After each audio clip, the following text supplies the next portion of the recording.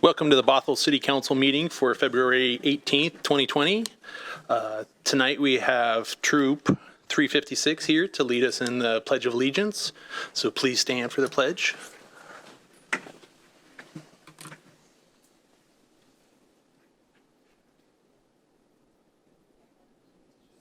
the flag of the United States of America and to the republic for which it stands, one nation, under God, indivisible, with liberty and justice for all. Thank you very much, gentlemen. So all council members are here and present except for Council Member Dewar is absent and excused. Does anyone have anything to pull from the agenda or any modifications to the agenda? None? Well, I would like to pull from consent AB 20-019.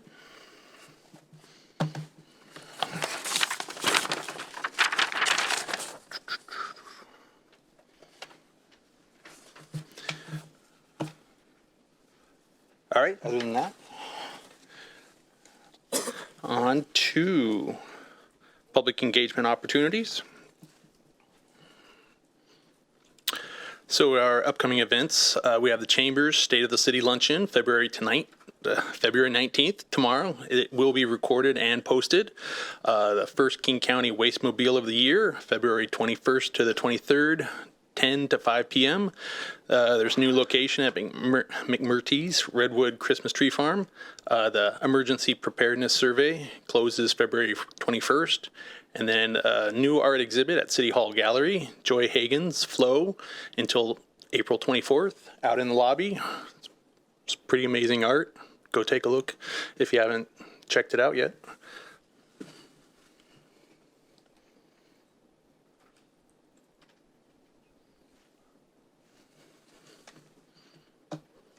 All right, now we have a proclamation for Black History Month. We have a couple guests here today.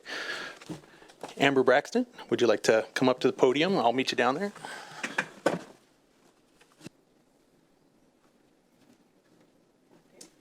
Please. Welcome. Hi. Looks like it's already on. So this is Amber Braxton. I understand you have some family that you wanted to introduce. Yes, that is my father, Robert Braxton, and my aunt, Dorothy Logan, who are here to represent history in Bothell.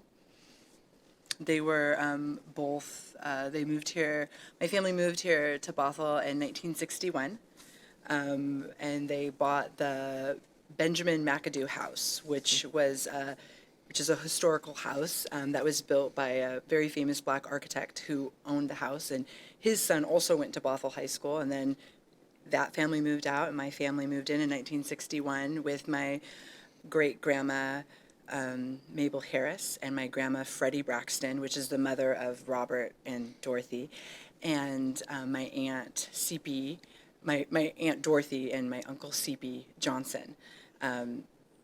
So they all lived in that house together, multi-generational, and my dad and Dorothy were I guess the third, because the McAdoos were also African-American, were the third Black students at Bothell High School. And my family was, one of the things that was very important to them was integration and being inclusive and really pioneering in areas of education and making sure that people were included and people felt warmth and welcome. They often hosted at their house a lot of parties in the neighborhood, which Rosemary McAuliffe got to attend. And welcomed a lot of people. People still, they'll see me in the neighborhood and they'll come up to me and they'll be like, oh, they were such great neighbors. And so that warms my heart. And yeah, I'm just happy to be here today. And we feel very honored to be recognized as a family for Bothell history. Well, thank you. Thank you very much for joining us. Thank you very much for the little bit of history of Black history in Bothell, especially. So that's great. I have a proclamation here I'm going to read. It's a bit lengthy, but That's good. Bear with me. So, whereas through bravery, perseverance, faith, and resolve, often in the face of incredible prejudice and hardship, African Americans have enhanced and advanced every aspect of American life. Whereas their fight for equality, representation, and respect motivates us to continue working for a more promising, peaceful, and hopeful future for every American. Whereas during National Black History Month, we honor the extraordinary contributions made by African Americans throughout our history. Whereas this year marks the 150th anniversary of the 15th Amendment to the U.S. Constitution, which states, "The right of citizens of the United States to vote shall not be denied or abridged by the United States or by any state on account of race, color, or previous condition of servitude." Whereas our country and this city is strengthened and enriched by citizens of every race, religion, color, and creed. And whereas the city of Bothell rejects any discrimination through its values, policies, and practices. And whereas the Bothell City Council has made diversity, equity, and inclusion a priority within its annual scorecard and supports the continued work of the city's Diversity, Equity, and Inclusion Committee to raise awareness and promote an inclusive work environment and community free from discrimination. Now, therefore, I, Liam Olson, Mayor of the City of Bothell, do hereby proclaim February 2020 as Black History Month in the City of Bothell. The city makes this proclamation to celebrate the African American community and as an affirmation of the city's commitment to protect and serve everyone who resides in, works in, or visits Bothell without discrimination, and of its belief in the dignity, equality, and civil rights of all people. So, Thank you. there you are. Thank you. Thank you very much.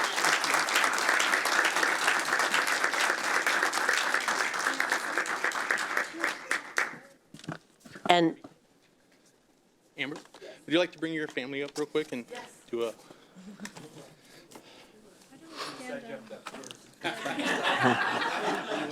yeah, and I need to give a moment here because I have to tell you that Amber Braxton is following in the footsteps of C.P. Johnson and her aunt, Dorothy Johnson, who were our first Black Americans that came to our school district in my neighborhood in the town of Bothell and made a difference.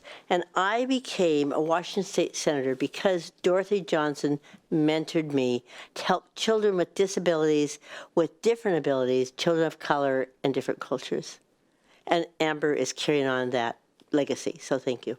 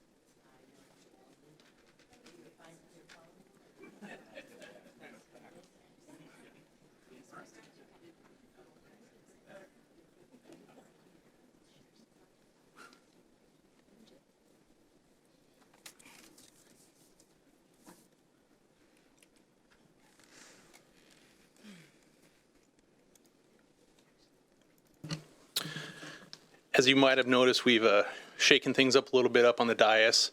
When we were down in AWC and just speaking with people from other communities, Newcastle, I believe, and we were just sharing ideas, and they told me how they were trying this new arrangement where the mayor was on one end and was able to look down instead of having the head on the swivel all the time and missing people, and just being able to see one direct view is, I think, I like it already. So we'll see how it goes, and I can see you at the same time. I can see staff, and then Laura's right here. So I like it. I like it. It feels like a good fit. So we'll give it a try.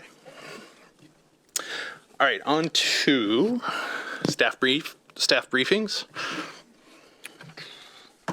Robin? Yes. Good evening, Mayor and Council. My name is Robin Schaefer. I'm the Deputy City Clerk here at the City of Bothell. And tonight I'm going to give you a brief presentation on the Bothell Municipal Code website and the updates that it's recently received. So for those of you at home, if you're wondering what is the Bothell Municipal Code, or what we like to call here the BMC, it is our own set of laws that governs everything we do. It's available online. It's regularly used by both city staff and the public. It gets changed or updated when the City Council passes an ordinance, which means they voted to amend or make a change to the code. It's constantly being updated as City Council amends our existing laws or adds entirely new ones. And all city programs and processes must be managed and planned in accordance with this code. So I'm going to give you just a brief run-over of the features in the new website, or should I say in the updated website, and then I will show you a little bit of demonstration. So this year we worked with our code publisher to improve the look and the user experience of our online code. Our newly added features include settings. Code publishing added some settings to allow the user to make visual changes to the site to better fit their needs. Contents. They added a contents menu item at the top that allows a user to allows for searching or browsing full content and selection of specific sections. Tracking. There's another action item that they added that displays the legislative history of the code, one that the city clerks are particularly excited about. And sharing, which allows for saving the code in a variety of formats or any section of the code, so you can print it, share it via email, or even share it via social media. And searching. Code publishing expanded the search feature to allow for word searching within a subsection, and also specific levels of searching anywhere from exact keyword search to more broad search using words like synonyms to the item you're searching. So next I'm going to show you a little bit of a demonstration. For those at home, to get to the municipal code, all you need to do is go to the website, the City of Bothell homepage. At the top menu item called your local government, you wait for the items to load. And down, the third item down is called Bothell Municipal Code. Click on that guy and it takes you straight to our municipal code page. So the first thing I'm going to show you is the menu items at the top there. On the right side is the settings that I mentioned earlier. What you can basically see here is that there's some general settings, which is how the page is going to view or what contents you want to see on that on the page, meaning less or more. Accessibility. For some folks who have visual disabilities, they can change the animation or the color theme to make it easier for them to view. And then in fonts, they can change the text size, make it larger or make it smaller, do the line spacing, whatever they need to make the visual for the website better for them. This stays throughout the use of the code while the user is in it, and unless they close the browser, it will stay that way throughout their search or throughout their work. So I'm going to show you some of the other features I mentioned by doing just a quick search.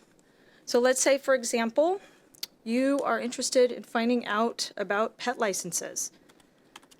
And you're in a hurry, so you just get to the page and you search license. As you can see, it matched over 300 items that have the word license, licenses, licensed, etc. in the code.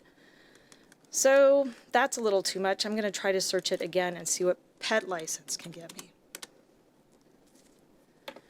As you can see at the top, what I was mentioning earlier, you can change how you do your search from exact to broader, and it has it has a little menu drop down that tells you exactly what that means and how it would search for you. So I'm pretty happy with what I found because I'm looking for pet license fees, and it's the second item on my list. I'm going to click on that section, and it's going to take me straight to it. Here's what's new.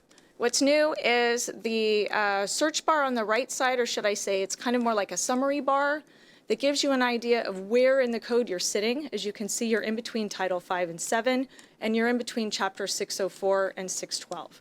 It's really helpful because, as you know, the code is 22 chapters. It's very large, it's very detailed, and in the previous version that we had, scrolling was the only way to get to what you needed to see. And in this case, you have a lot of different shortcuts that will get you there a lot faster, and they're more user intuitive. So the action items that I was mentioning earlier here are that you can search within that section. I'll show you that in a minute.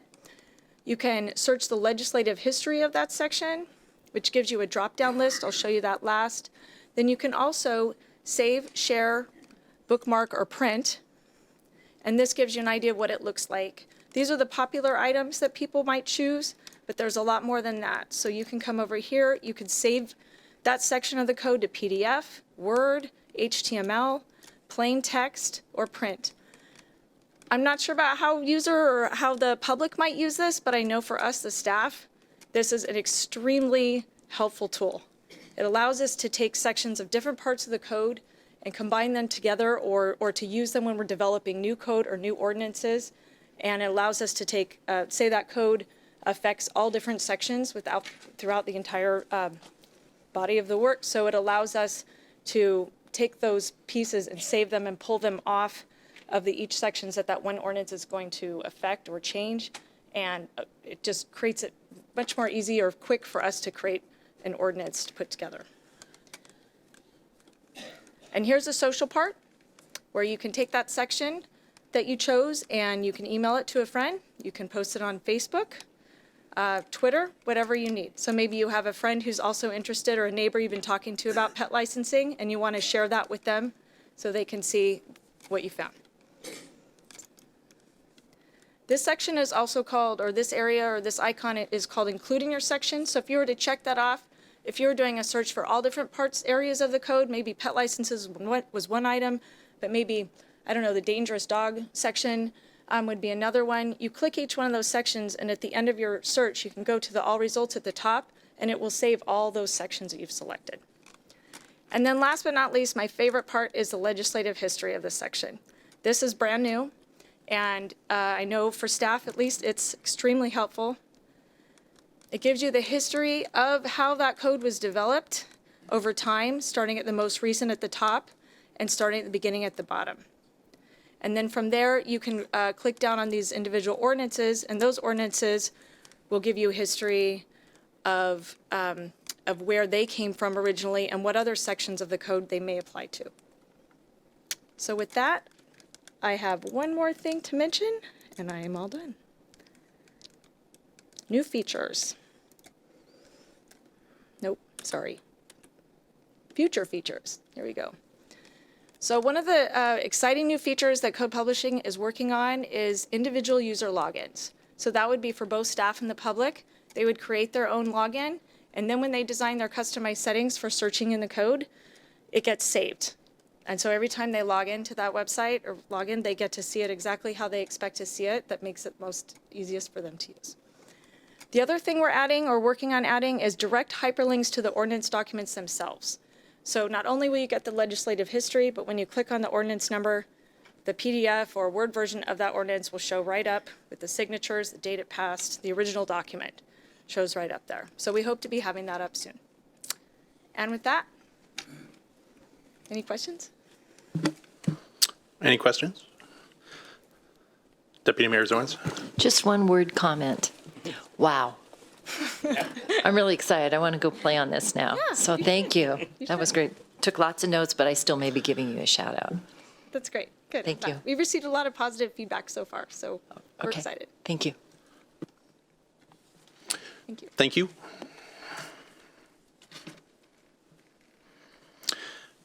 All right, we have Becky Range up here with Communications Program.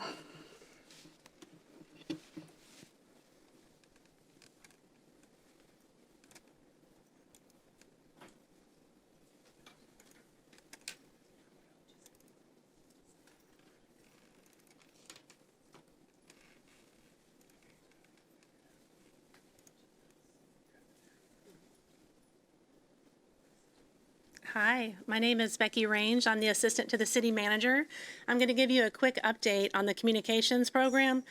However, I'm a communications person, and so I could talk about community engagement all day long, but I am going to try to keep it to the time allotted.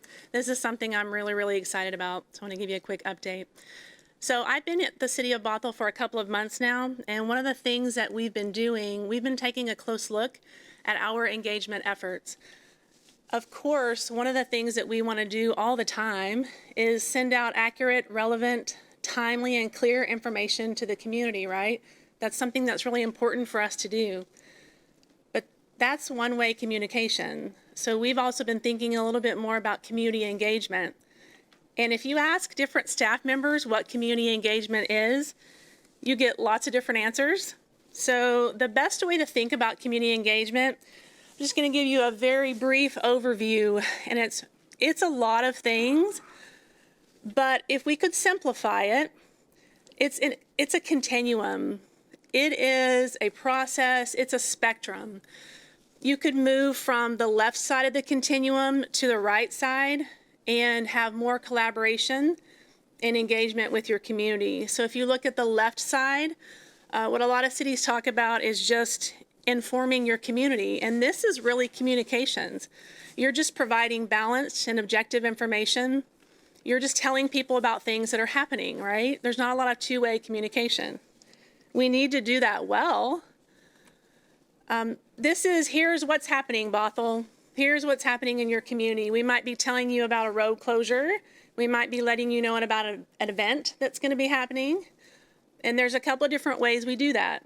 Website, we have an electronic newsletter. We use a printed Bothell Bridge newsletter fact sheet. So if you move down the continuum a bit, maybe the next level is what we call consulting. That's when we're going to ask the community for feedback on something. We're saying, hey, Bothell community, here's some options. Here's a policy that we're thinking about. Here's an ordinance that we're thinking about. Can you tell us what you think about that? It's a little bit more engagement, but it's still not the most you could do.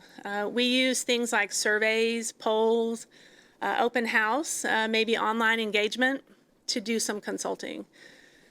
Now, in an ideal world, we would spend a lot of our time on the far right of this continuum, right? Collaborating with our community. We would partner with the public and really ask them to help us resolve issues. Like, hey, community, work with us from the very beginning. Help us solve a problem. Help us draft the policies. You know, for a variety of reasons, we can't spend all of our time on this right side. We don't have the resources to do it. It takes a lot of time. But ideally, we have some projects where we should be collaborating a little bit more with the community. But some examples of collaboration, an advisory council, a task force, a board, or a commission. I think later tonight you're going to hear about the development of the cultural plan. What a phenomenal example of collaboration. You'll hear a little bit more about that tonight.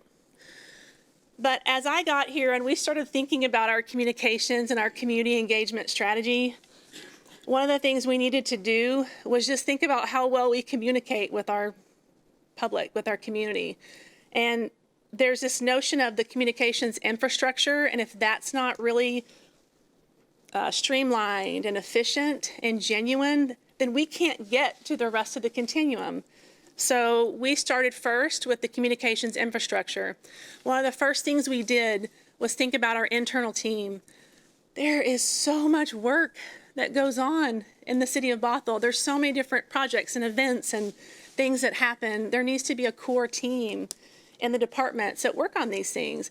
And we have a phenomenal team. All we did was kind of formalize that team.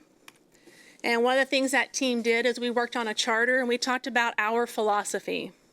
And one of the things that we talked about was, what does it truly mean to serve our community? Do we really have open ears when it comes to communications? Are we really thinking about what our public needs to hear?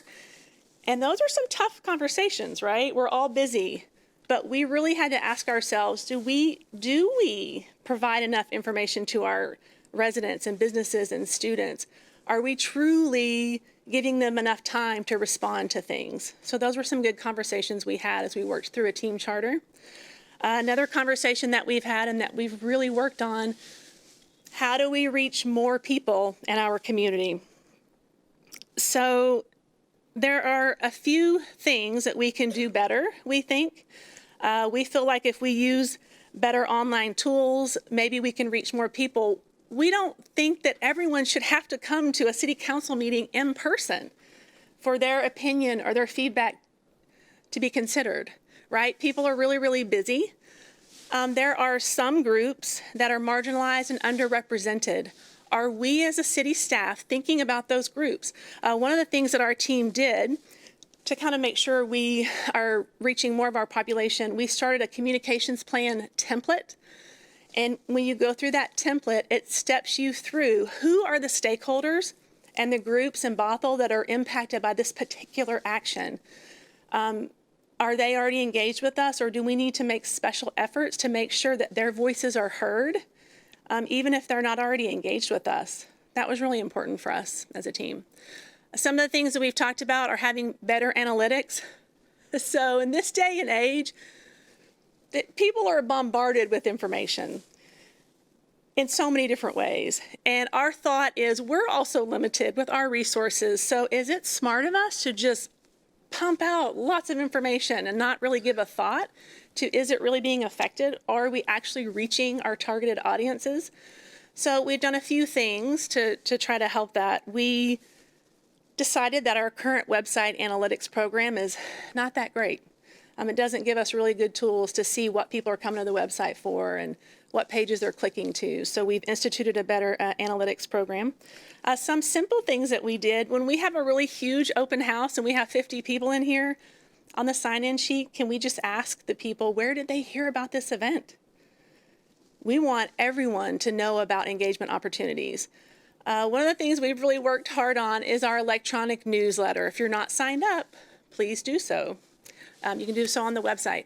How many emails do you get in your home inbox? It's crazy, right? You're going to get 50, 100 emails from every marketer, every company you've ever visited, right? We want to send out an electronic newsletter that has helpful information, that's relevant, that's engaging. So what we did is we tightened up our timelines and we said, hey, departments, you need to think about what you really want the community to know about. And let's meet those timelines, let's send it out. And on the flip side, don't shy away from the hard topics. Cities tend to be safe, right, with what information they want to share.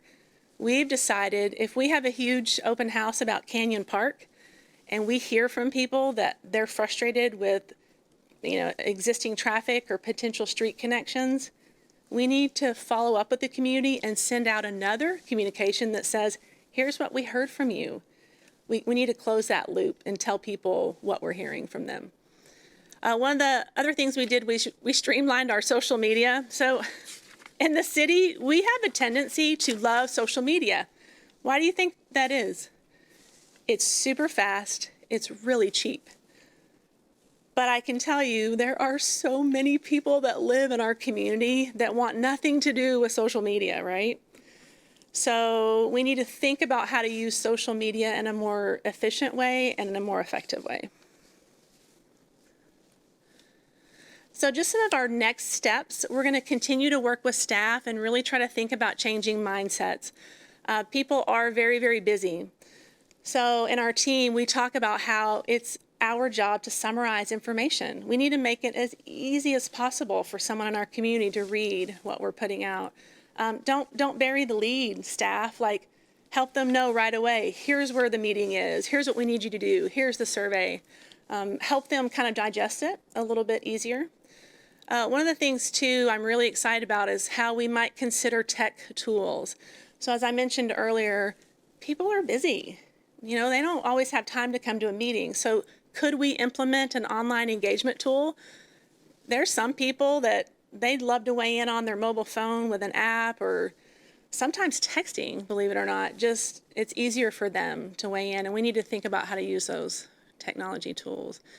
And so our next steps, now that we've worked on our communications infrastructure and we're We've made some real strides there. In the next few months, we'll be working on a bigger community engagement strategy where we think about how do we get to that far right side of the spectrum? Like, how do we really engage with our public and get their ideas and their creativity on what we should be doing as staff? Any questions for me? Councilmember McAuliffe. Becky, I just have to say I'm very impressed with the work that you're doing, and particularly reaching out to our community and hearing from them is one of the most important things we can do. So I'm very interested in, like, your tech tools. We're all very used to our phones and our, whatever we do, everybody can contact each other. So if you can get to the point, whoops, I just dropped it, sorry. Speech and If you can tech get to the tools. point where we actually can hear from our community over our laptops, phones, whatever we want to use, so that they can give us the information we need on what's coming up.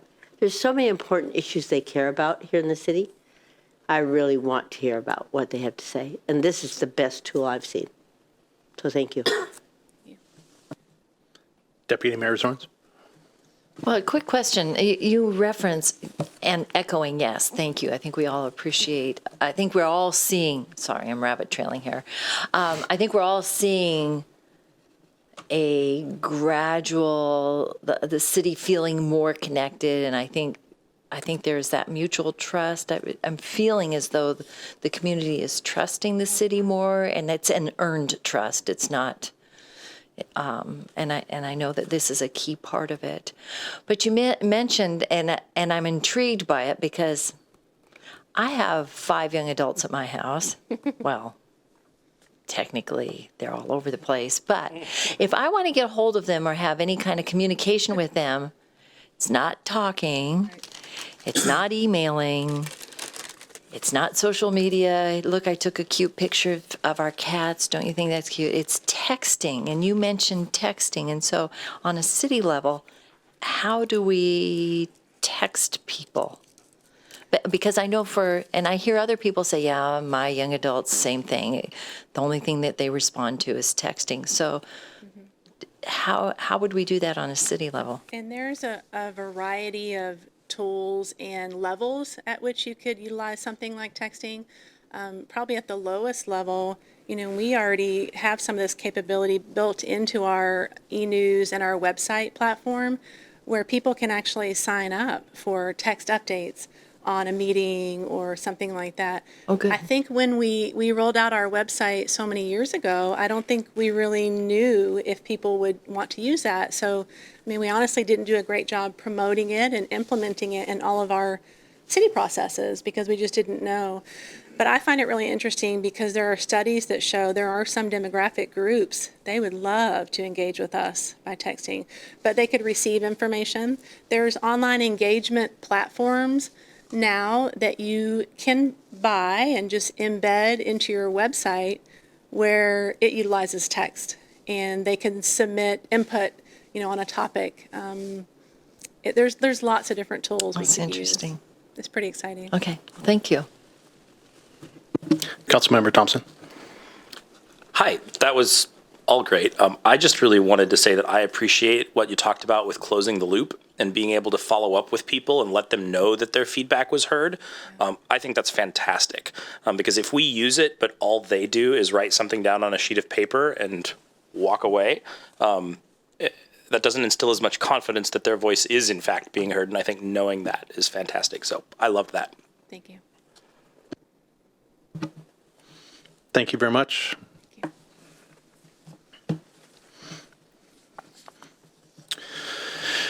City manager report. Nothing. All right. Council committee reports. Councilmember McNeil. Yeah, I hope you're ready for a long one. But Mr. Mayor, if you'll indulge me for a point of personal privilege to say something about Black History Month. Please do. First and foremost, I want to say how proud I am of our community and city. I too have been here since 1966 in this area. And today I can tell you that I feel welcome here in Bothell, more than I ever have in the past. And that means a lot, trust me. I look around the room and I see posters up acknowledging the history. And the family that spoke tonight, we now know that history has been here for quite some time. And to me, I'm proud of the proclamation that the city wrote, celebrating 150 years.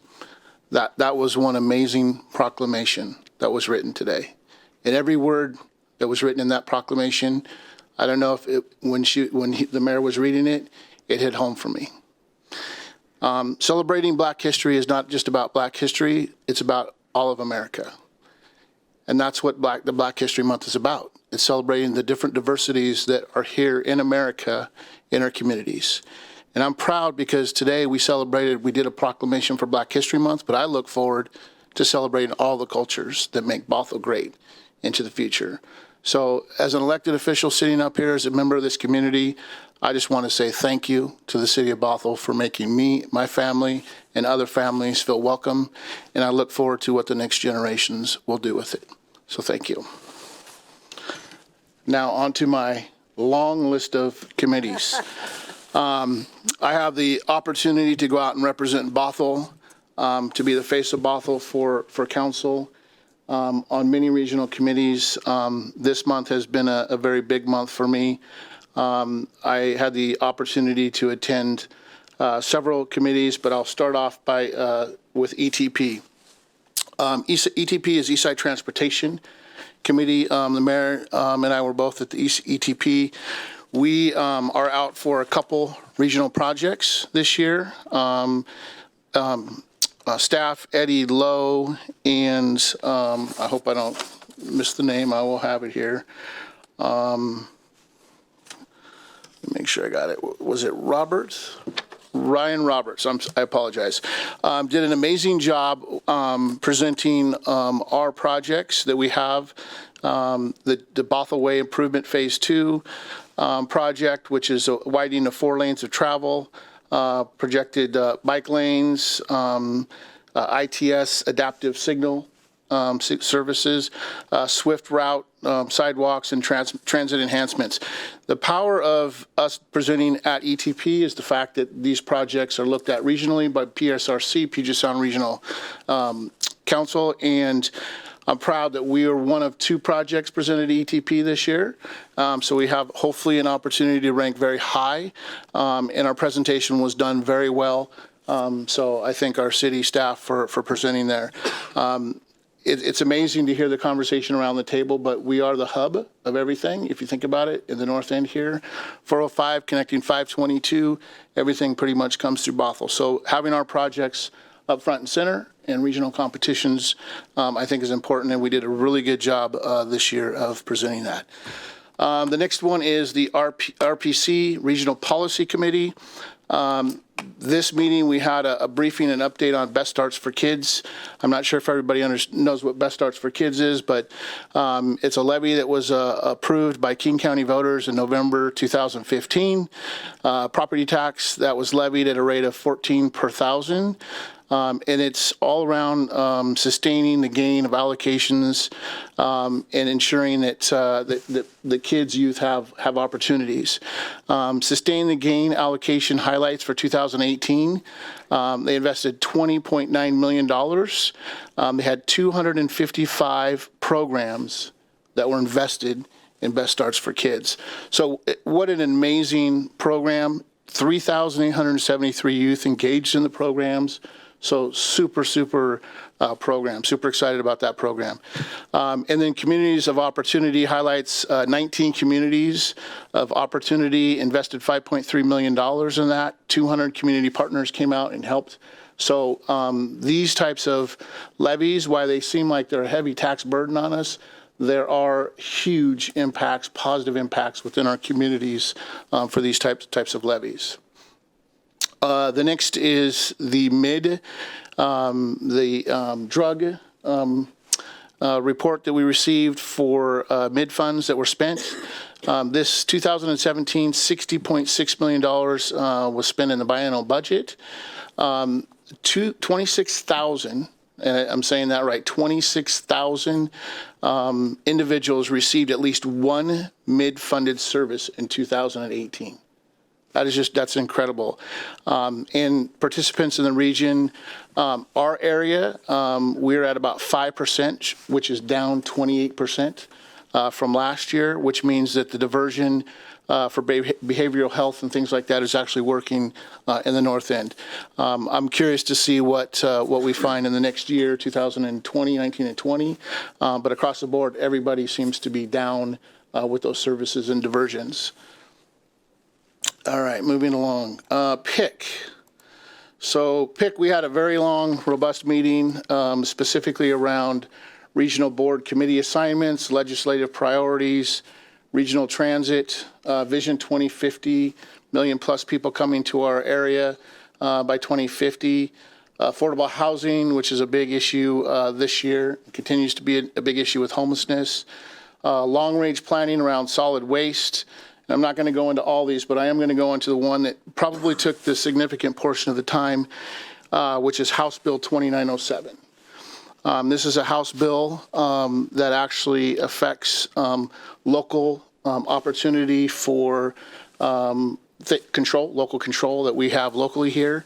And it's something that I would like to have a more of a robust conversation around to see if we want to maintain the local control, as the council has said in the past, that we want to make sure that we maintain our local control over our tax dollars, and ensuring that we're not giving that control to the county or outside of our city. And I think if Kelly could maybe explain a little bit more in detail about that, I think that'd be great. Please do. I would be happy to. So House Bill 2907 is a bill that has been approved by the House Finance Committee. Representative Marcy of Seattle sponsored it. And generally, it allows King County to impose a head tax on businesses throughout the county with over 50 employees, and that they have employees who make over $150,000. It's estimated to generate about $121 million per year, and it's going to be used, it's proposed to be used to address affordable housing and homelessness. Currently, though, the bill is under negotiations with stakeholders, and spoke with our lobbyist, and some of the principles that they're looking at as it relates to cities other than Seattle is that they're looking for sub-area equity to ensure each region receives investments proportionate to population, so where the money actually goes. They're looking for no preemption, that cities would be able to maintain their ability to impose head tax or B&O taxes in their communities.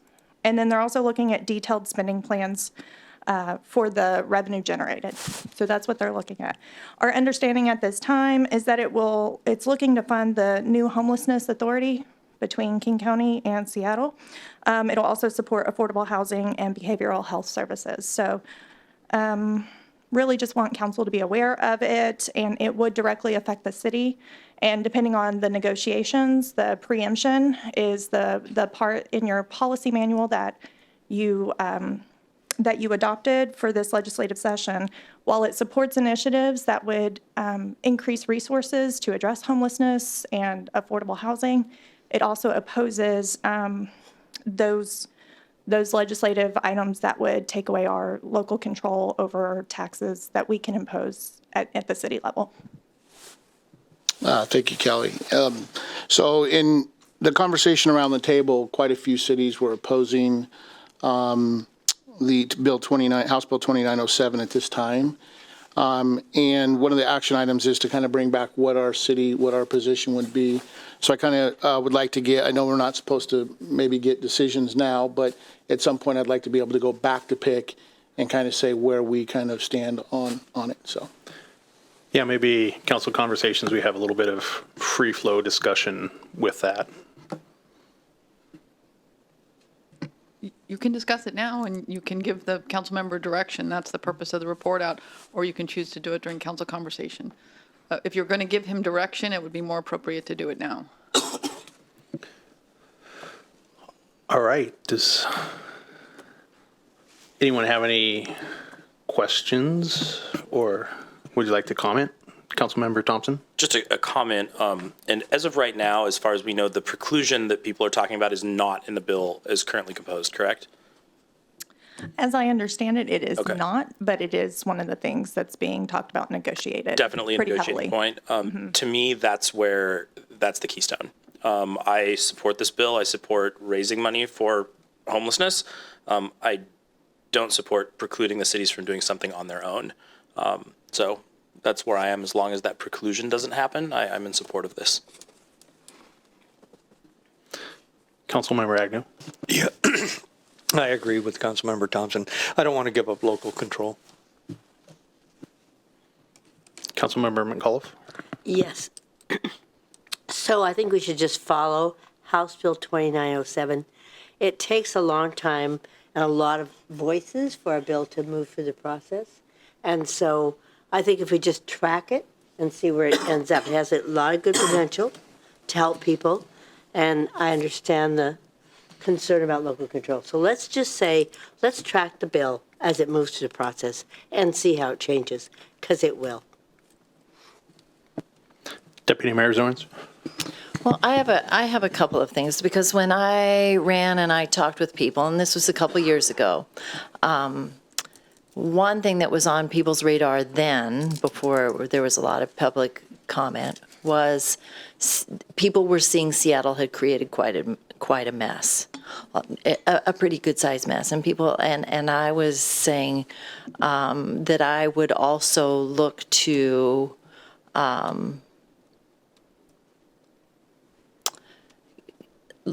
have Bothell get its own life jacket on first before we started helping drowning Seattle. And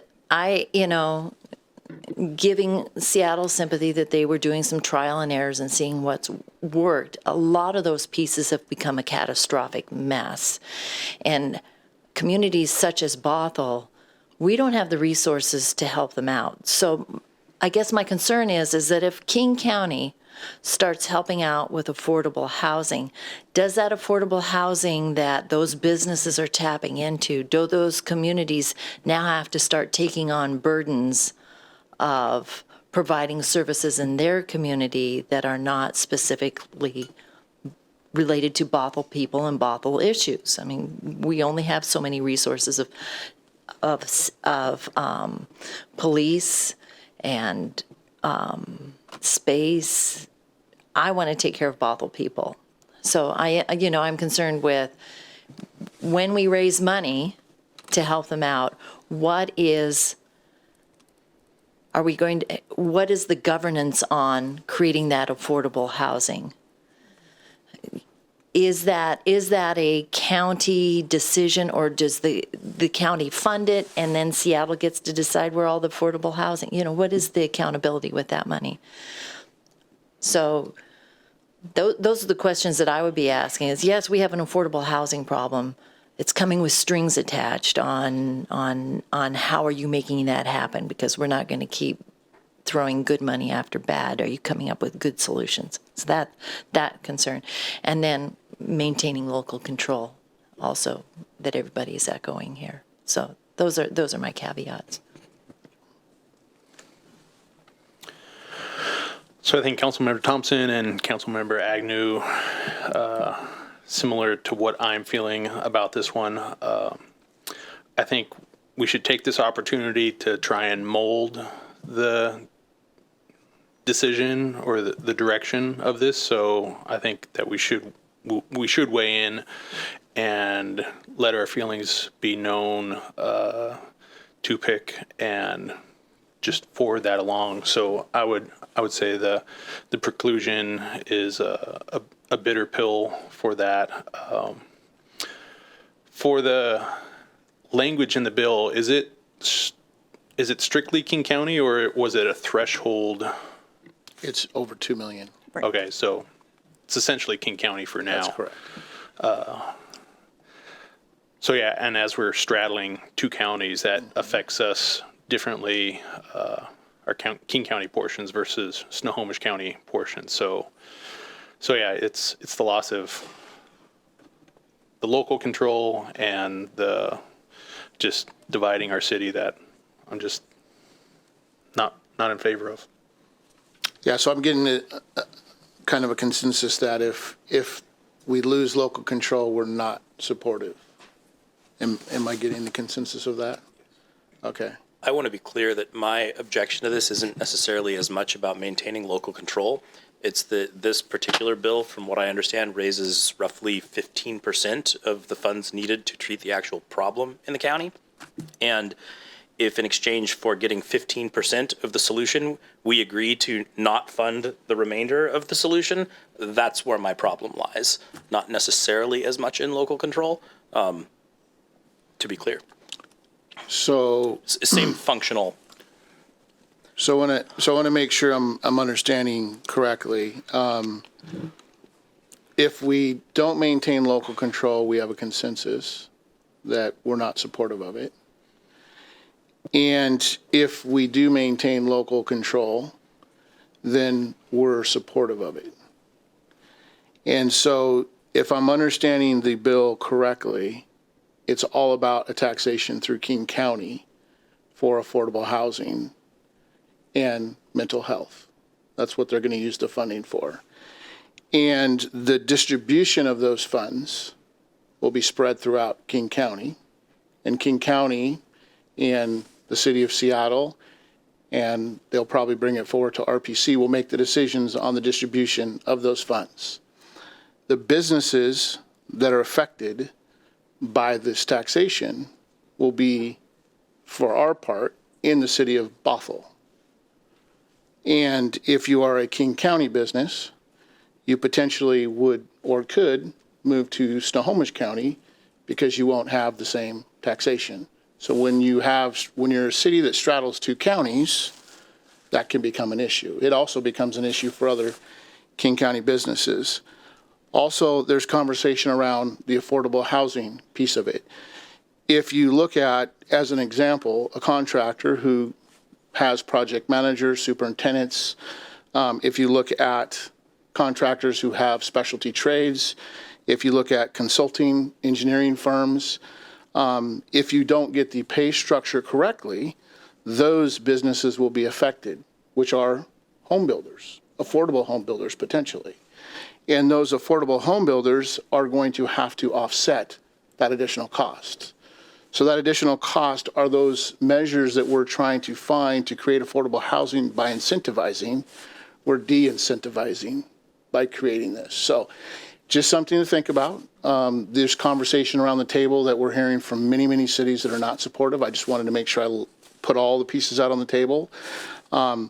Losing control or having control, we still won't. If they're taxing our businesses, we may not have a say on where that goes. And I think that hearing the conversation that's taken place on this council, we want to make sure we maintain all of our opportunities for the dollars that are available to us, especially as we start to move forward into some very hard fiscal responsibility decisions that we need to make. So just wanted to make sure that I threw that out as well. But I will make sure that I take our conversation back to PIC. Thank you. Councilmember McAuliffe. I'm just going to trying to be clear here. So are you going to communicate what this council said to either a lobbyist or to the legislature, the House? How are you going to make our voice heard? So at PIC, Public Issues Committee, we sit around a table with all 38 cities, excluding Seattle. And what I'm going to do is bring back the conversation. I'm going to talk about the conversation we just had as I'm sitting at that table representing the city of Bothell and say exactly what I just heard from the body of 7. Thank you for doing your part. Yep. Any other reports? Deputy Mayor Zorns? Well, first, thank you, Councilmember McNeil, for listening and tracking everything and representing. So it's a big weight that you're hefting for us, so thank you. Mine, and now here's my little piddly report from LTAC. We're going to be getting a great a presentation March 3rd. So I'm not going to spend a lot of time giving you updates that you're going to hear again. We're going to get analytics on the Begin at Bothell website then. And then also something that LTAC is chewing on and trying to figure out is that there is a grant program that allows people to apply for funding for marketing. They have to be not-for-profits groups, and they have to have events that are going on in Bothell. And we're trying to figure out how to get more interest in that so that we're encouraging events, and we have the grant money ready. We just don't have people always applying for grants. So LTAC's going to be chewing on that, and we may or may not be pulling the council in on that as well. So that's my update on LTAC. Councilmember McCullough. Yes, I just want to comment on the fact that we interviewed our young people, our youth, and adults for the Art Commission, Park and Recreation Board, and Land Management Board. And I want to say I have never, and you will all agree, seen such a remarkable group of people, particularly in our 16 youths that we interviewed who are so excited to be a part of this and to offer their voice on the Arts Commission, the Park and Rec Board, and also the adults as well, who really want to contribute to the city of Bothell and want to be a part of it. So I was very excited to be part of that interview process, and I just thought they did an outstanding job, and I know that you were all amazed at our young people. So I just want to say how great that was to see how many of our community members wanted to really come forward and contribute to the city.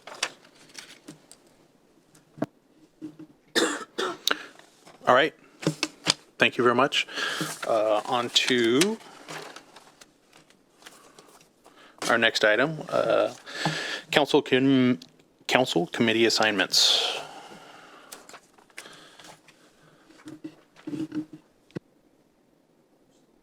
This was placed on the agenda at your request, Mayor.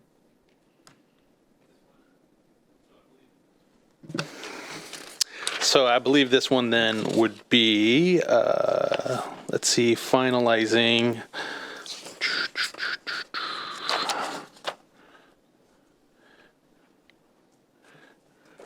Where is it? SCA.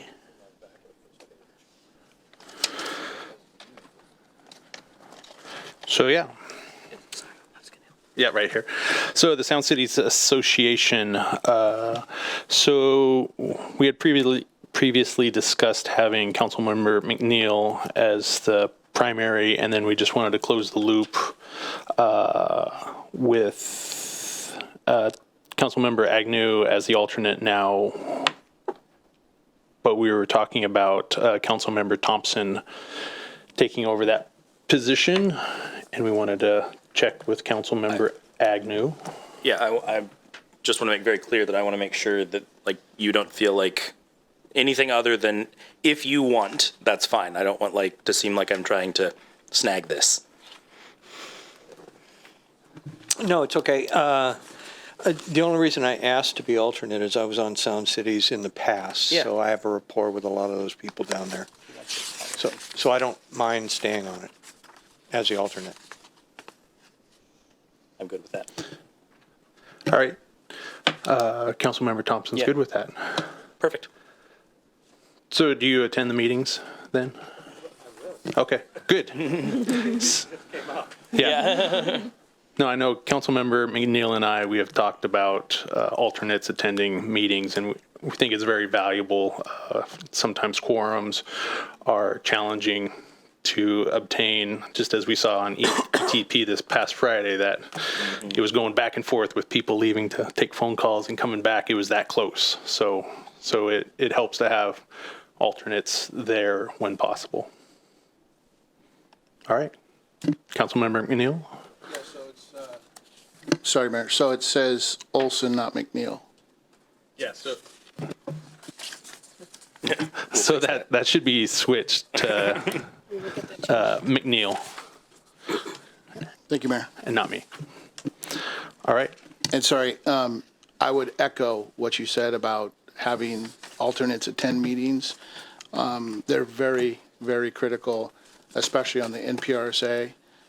Thank you, and thank you, Councilmember Agnew, for always attending, but we can see when other cities don't attend, their alternates don't attend, what happens, and we're in a very, very good place right now and have a very good track record. So if we can get alternates at all of our meetings, that would be awesome. Yeah, I believe it makes for a seamless transition as well as committees get passed off. So awesome. All right, on to visitor comments.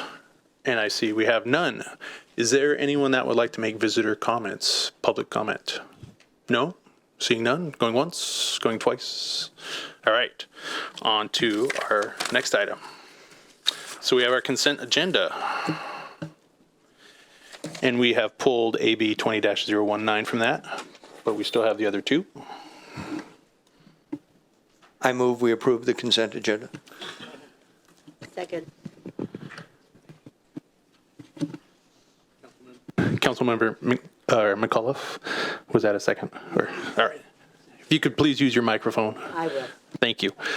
So we have a motion by Councilmember Agnew, a second by Councilmember McAuliffe. Any discussion? Seeing none, place your votes.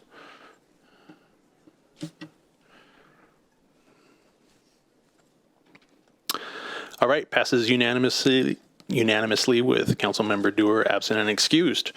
All right, so we have AB 20-019. So we have an ordinance for the acceptance of a donation from an anonymous donor. We didn't have any staff queued up to talking to me. All right.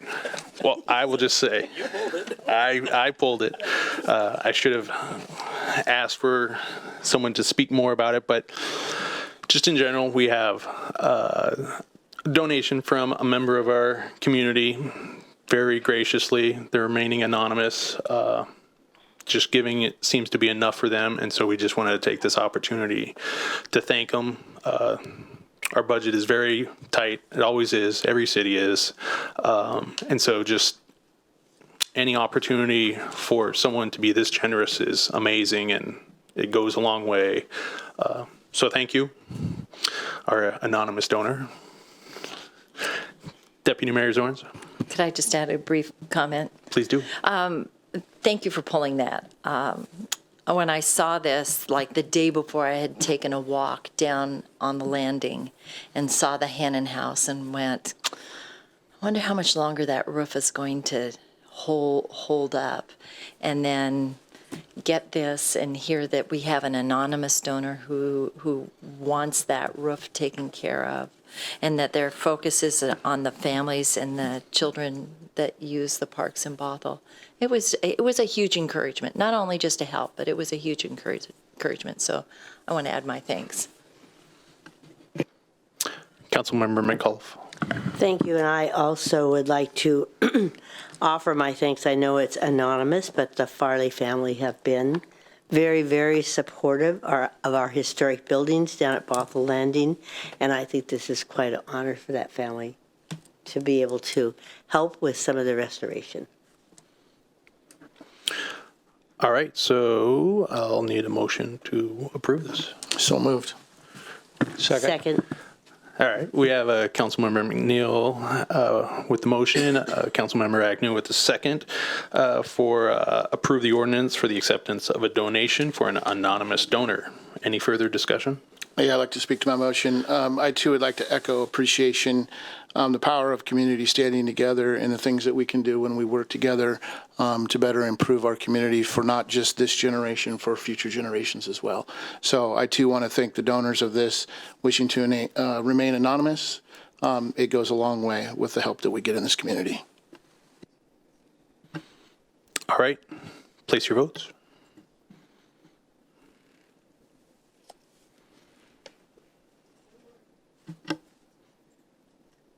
All right, unanimous. Who would have thought? Unanimous with Councilmember Dewar absent and excused. All right, so we are on to our public hearings. So we're looking to,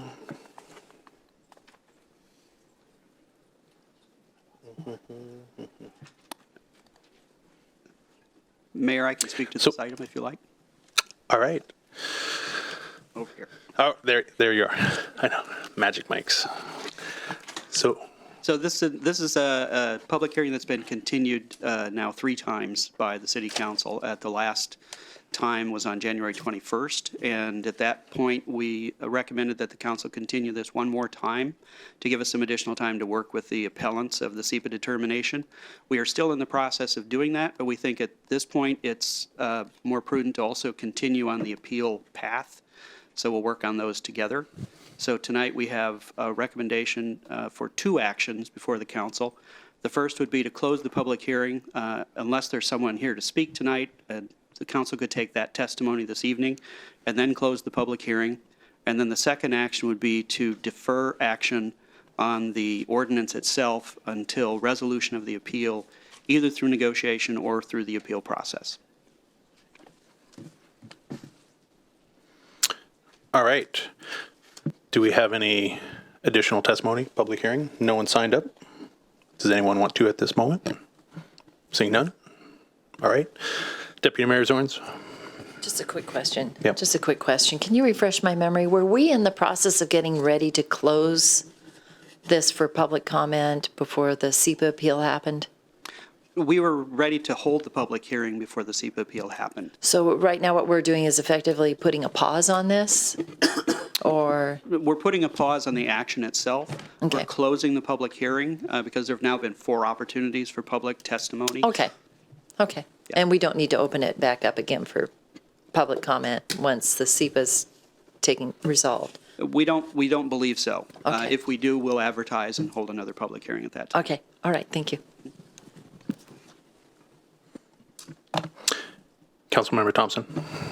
I just had a quick question. What are the ramifications in terms of development if we put this on pause versus if we don't? Like with the litigation going on, is this functionally doing anything in terms of what people could build? No, I don't believe so. If I'm thinking through all the potential ramifications of this, I don't believe so because this is putting a new regulation in place that would set a minimum requirement, and there is no minimum requirement at this time. So it's not precluding any development that wouldn't go ahead otherwise. And if we were to not take this action tonight because of the SEPA appeal, the new regulations wouldn't go into place anyway, correct? That's correct. The Okay. council cannot take action until the appeal is resolved. Okay, thank you. Any other questions? I did have one. When do we expect this to resolve? That depends on whether we're successful in our negotiations, in which case it could resolve within the next few weeks. Or if we have to go to a hearing before the hearing examiner on the appeal itself, that could be April or May.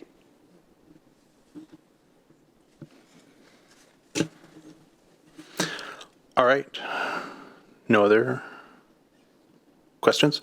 All right, so we will need a motion to close the public hearing.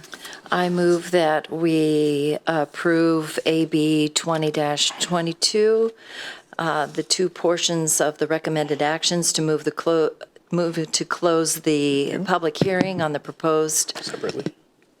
I'm sorry, Deputy Mayor. I think the preference would be that we do 2 separate motions, one to close the public hearing. Okay. Well, then the first motion to move to close the public hearing on the proposed 2019 Plan and Code amendments. Second. All right, we have a motion by Deputy Mayor Zorns, second by Councilmember Thompson, to move to close the public hearing on the proposed 2019 Plan and Code amendments and defer council action on the proposed 2019 Plan and Code amendments until the SEPA appeal has been resolved. Any discussion? No? All right, place your votes.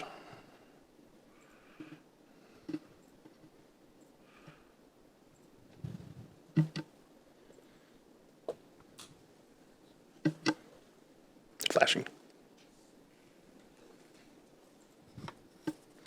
All right, the motion passes unanimously with Councilmember Dewar absent and excused. Supposed to do that separately.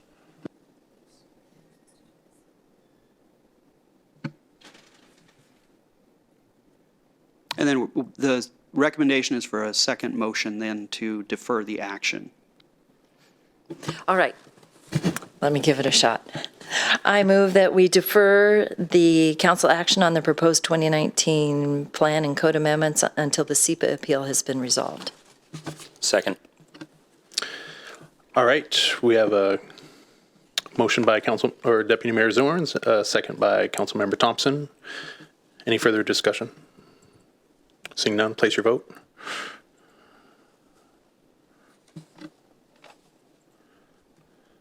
All right, the motion passes unanimously with Councilmember Dewar absent and excused. All right, moving on to AB 20-023. And that will be me presenting briefly. Excuse me. Several weeks ago, Alana Zana from Ogden Murphy Wallace was here to discuss the Verizon franchise agreement and the AT&T franchise agreement. The way that those were negotiated, there was a template franchise agreement that was put into place, and then Ms. Zana reached out to each of those entities along with Crown Castle, and then did negotiation of that template agreement to meet the needs of each of those individuals. I'm not sure if anyone here from Crown Castle is here. And if you'd like to speak, please let me know. And if you have any comments you'd like to make, you're welcome as well. But if you have any questions, Ms. Zana asked if she should be here tonight because the presentation was just a few weeks ago. I told her it wasn't necessary. If you have any questions that I'm not able to answer or the representative from Crown Castle is not able to answer, I'm happy to take those down. And then either respond via email or ask Ms. Zana to be here on March 3rd when it comes back for the second touch for council approval. So if you have any questions on this one specifically, please let me know. Anyone have any questions? Seems like a repeat Yeah. of what we've talked about before, so not surprising. All right. So no action is requested at this time. Correct. So we'll wait until March. Correct. Thank you. All right, moving on to AB 20-024.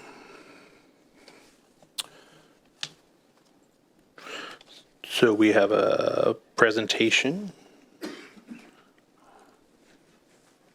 of Danae McGee.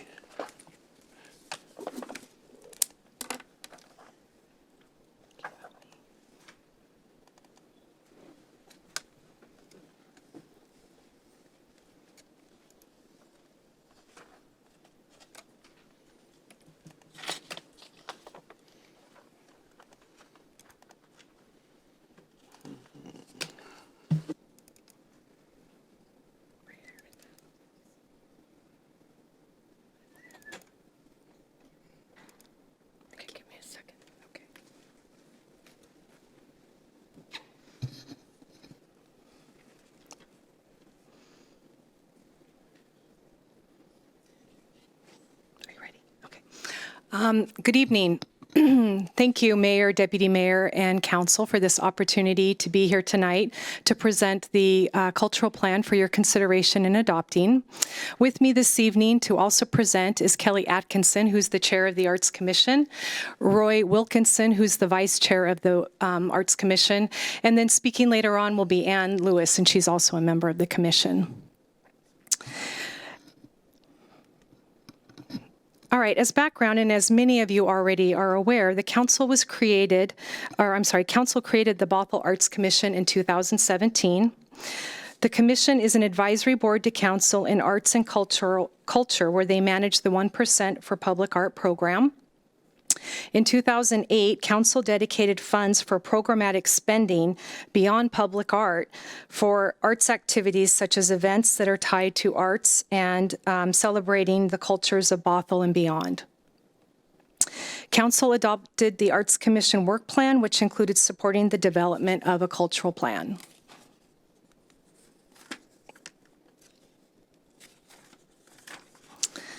So, why does the city need a cultural plan? The general consensus of the members of the Arts Commission was that the current planning occurring lacked intentionality or an effective system for seeking community input into the Commission's work. This led to defaulting into the role of program providers, leaning heavily on the personal interests of the commissioners as well as staff. And this can result in fluctuations in direction and focus with the appointment of new members and also with new staff coming on board. So there was also no intentional alignment with the city's overall goals.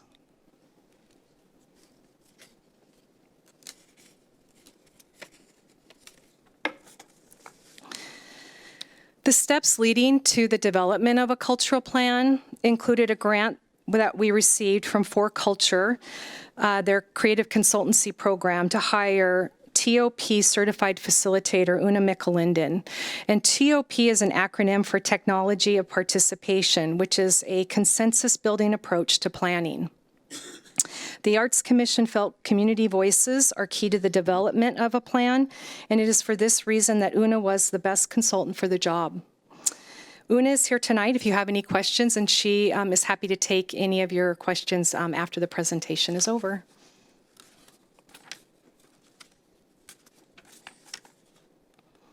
All right, I'd now like to have Kelly come to the podium, please. Good evening. So phase one consisted of 4 large format community meetings that occurred on 4 different days for plenty of opportunities to participate. And those meetings were 3 hours each. How did we get the word out to the community? Well, flyers were distributed around town, as up on the board indicates. City website and social media platforms were used. A press release to the newspaper. Personal invites to key community groups, and these were done by all members of the Bothell Arts Commission, where we, during one of our meetings, planned who we would present to. And those included education in the school district, administration, teachers, and students, business leaders, chamber members and developers, Northshore Senior Center, youth organizations, including the YMCA, artists and art organizations, including the Northshore Performing Art Foundation, Cloud9 and Tsuga, and city staff. And on a personal note, I'd like to share that I was impressed with how our community responded to this opportunity. We received a wide breadth of participation and very insightful input. Participants quickly understood the significance of an arts and cultural plan. I am particularly grateful for the enthusiasm and participation of city staff and Councilmember Agnew, who is our liaison to the City Council, and I hope he can share some of his comments. In 2017, the City Council created the Arts Commission, and this plan we present to you tonight reflects the thoughtful consideration we have given to our responsibility. Our community has produced a very practical and thorough plan, and if approved, it's a plan that will guide our decisions over the years. Thanks. Thank you, Kelly.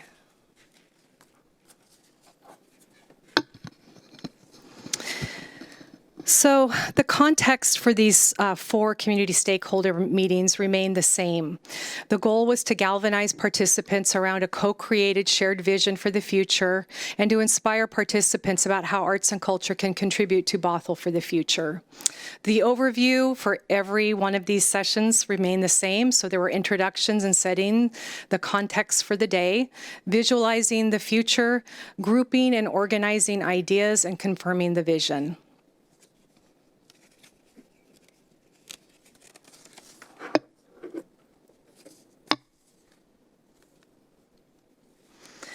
The question that was asked at each of these 4 community stakeholder meetings was, how do we envision arts and culture impacting the quality of life and economic vitality in our city by 2029?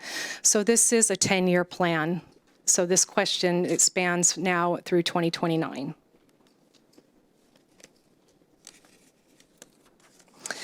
Participants responded to the focus question by writing their thoughts on sticky notes. And these are all of the green sticky notes are right there. And then they were all transcribed into these comments along each of these clusters. The sticky notes were then collected, and everyone in the room grouped the notes into clusters. After the notes were clustered, the groups named each of the vision elements. And these are the names of the vision elements across the top in yellow.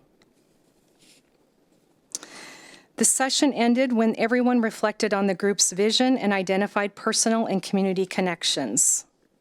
So as I mentioned, we did 4 of these stakeholder meetings, and we had the same question, the same goals, the same format, but we had different answers because there were, on average, between 20 and 30 people at each of these meetings, and they were all different every time. So the second stakeholder meeting developed these visions here in blue across the top.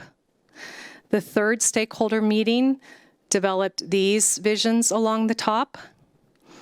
And the fourth stakeholder meeting had these visions along the top in green. So as Kelly mentioned, we sent invites out, and we specifically went to people, inviting them personally to attend these meetings. And we had residents, we had artists, we had staff and students from the Northshore School District. We had representation from the Northshore Schools Foundation, from the Chamber of Commerce. There were nonprofit organizations that were there as well. Cascadia College and UW Bothell had both staff as well as admin, and also students, and then students in general, and then developers were there. Business developers also participated.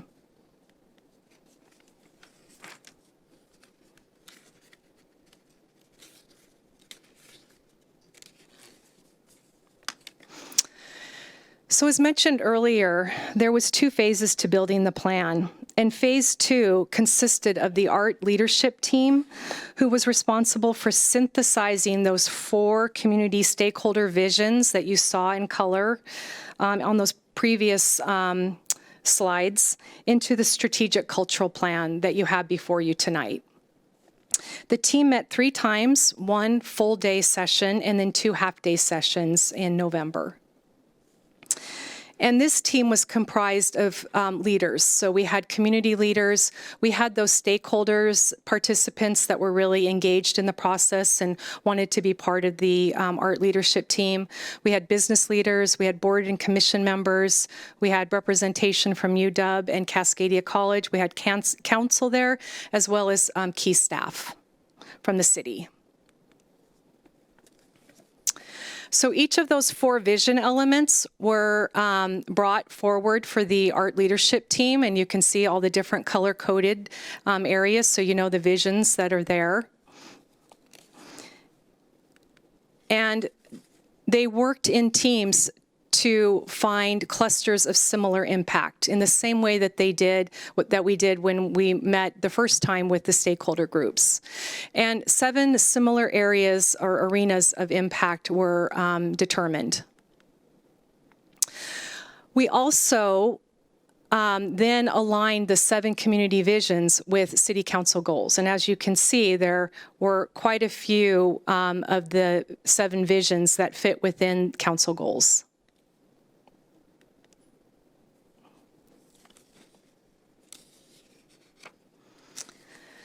So here is the community vision, and I'm going to ask Roy to read that to you now.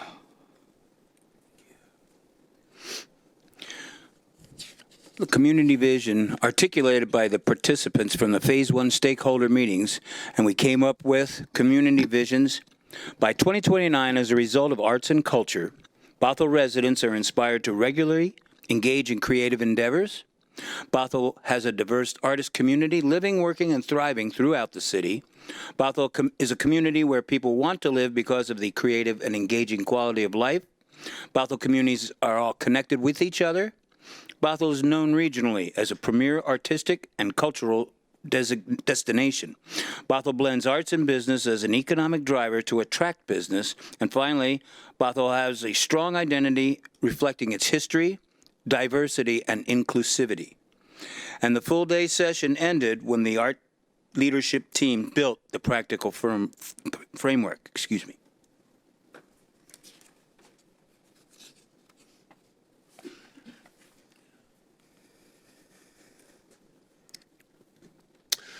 The practical framework were concrete accomplishments that can be in place 3 years from now. And so 3 years from now, we see in place central and integrated platform for the arts and cultural communication and marketing, a supportive and effective regulatory environment for process, policies, and personnel, increased visible public art in key locations throughout the city, dynamic annual art/culture event that attracts tourists, new, creative, locally focused programming and events, enhanced visibility of the arts in existing community events, a city-led artist recognition program, an artist network of local artists, an established network of local artists and innovators, expanded multi-strand revenue streams for the arts, and finally, underutilized spaces providing a venue for the arts. At the end of the day, half of the strategic cultural plan was completed. The second half day session for the arts leadership team was spent identifying our blocks.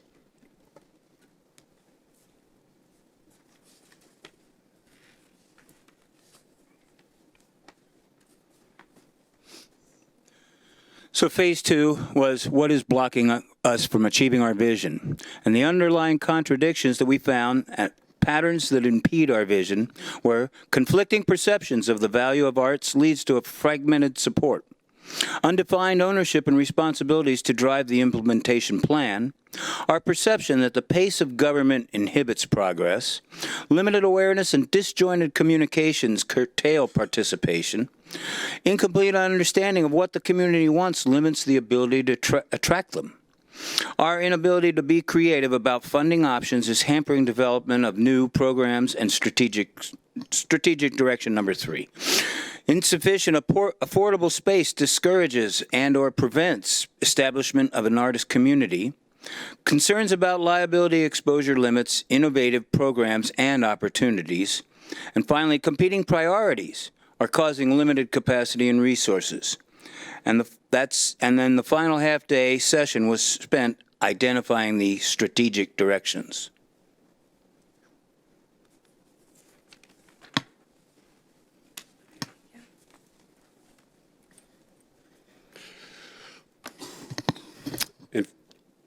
What innovative catalytic actions can we take to reach our vision and overcome our blocks? And these are the strategic directions that we came up with, 4 of them. We will address our contradictions and advance our community vision by 1, publicly demonstrating the importance of art. Number 2, nurturing and promoting our artist community. Number 3, regularly engaging and responding to our community. And number 4, developing a sustainable art infrastructure. And at this point, Ann Lewis is going to come up. Hi, I'm Ann Lewis, and I have only been a member of the Bothell Arts Commission since last June.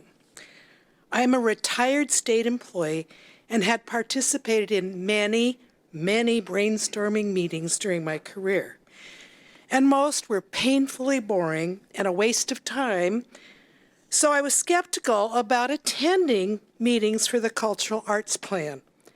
However, I felt it was my duty, so I went. As I entered the first meeting, I noted the sticky board, Post-it notes, markers, and all the markers of brainstorming.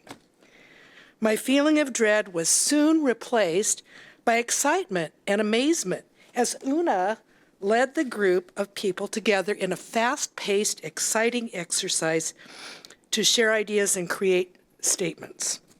We worked in teams, and the enthusiasm grew with everyone being heard, respected, and everyone contributing. We were exhausted at the end of the day. Many of you participated and can share my enthusiasm. We are proud of the final product and believe this is a positive roadmap to making Bothell a vital cultural city. I would like to acknowledge and thank Una McClendon for her skillfully taking us on this journey, and thank Danae McGee and Kelly Mazzoli and Councilmember Tom Agnew for their hard work and dedication.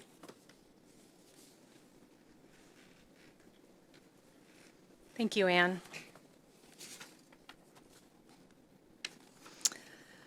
All right, so this is the Bothell Cultural Plan. And we went over the four community vision, there's four aspects to the plan. The community vision, which we read to you, the practical framework, what we can see 3 years from now, what we can actually do in our 10-year plan. Our contradictions, what is impeding our vision. And then finally, the contradictions and the community vision is advanced through the strategic directions, which are here in place. So what are the next steps? Should council adopt the cultural plan this evening, the next step will be to request funding for phase 3 of this plan, which is implementation. We will find out from For Culture if we receive funding soon. And if we do, we would like to do the implementation plan in April. And then we would like to present the 2020 work plan to council in May. And that implementation plan will be woven into the work plan for 2020. This has been, a really wonderful process and a lot of hard work. And there are so many people to thank for this. On behalf of the commission, I'd like to begin by thanking the very large number of people that participated in the stakeholder meetings. I know that there were a lot of council members as well that took part in that. Also, the art leadership team. I would also like to thank the Arts Commission. They put in countless hours into the development of this plan, so many hours that they donated their time to. Also city staff and also our art liaison, Councilmember Agnew, who also put in an amazing amount of hours toward this. I'm guessing I'm averaging about 25 hours of volunteer time that was dedicated on average per person if they took part in both the stakeholder meeting as well as the art leadership team meetings. So it's really quite impressive, and we can't thank you enough for what you've done. So that concludes our presentation, and we're happy to take any questions if you have any. Councilmember McAuliffe. Thank you. And I've been really looking over this, and I'm very impressed with the work that you've done. And I have just a couple of questions, and I know that sometimes when I look at these words, they get a little bit larger, and I want to drill down and find out how the different cultures, kind of have they got a voice here? And also, do our youth have a voice? Those are the two voices that, when I see all these words, I say, okay, this all looks good, but did they have a voice, and where is it? Well, the voice is throughout the entire plan. So as we built those visions from each of the stakeholder meetings, there was representation there from the groups that you're referring to. And then when the art leadership team met, they clustered those comments from those stakeholder meetings into areas of similarity. And then they titled those so that you had that same robust conversation throughout the entire process. So when I see a city-led artist recognition program, within that conversation, is it going to show recognition of different cultures, recognition of youth? Is that what I'm going to see below all that? Absolutely. Okay. What's wonderful about this plan is that there's room for movement and flexibility, and we have a plan that will direct us, but it's not so frigid that we can't be fluid in having some creativity around how we implement the strategic directions.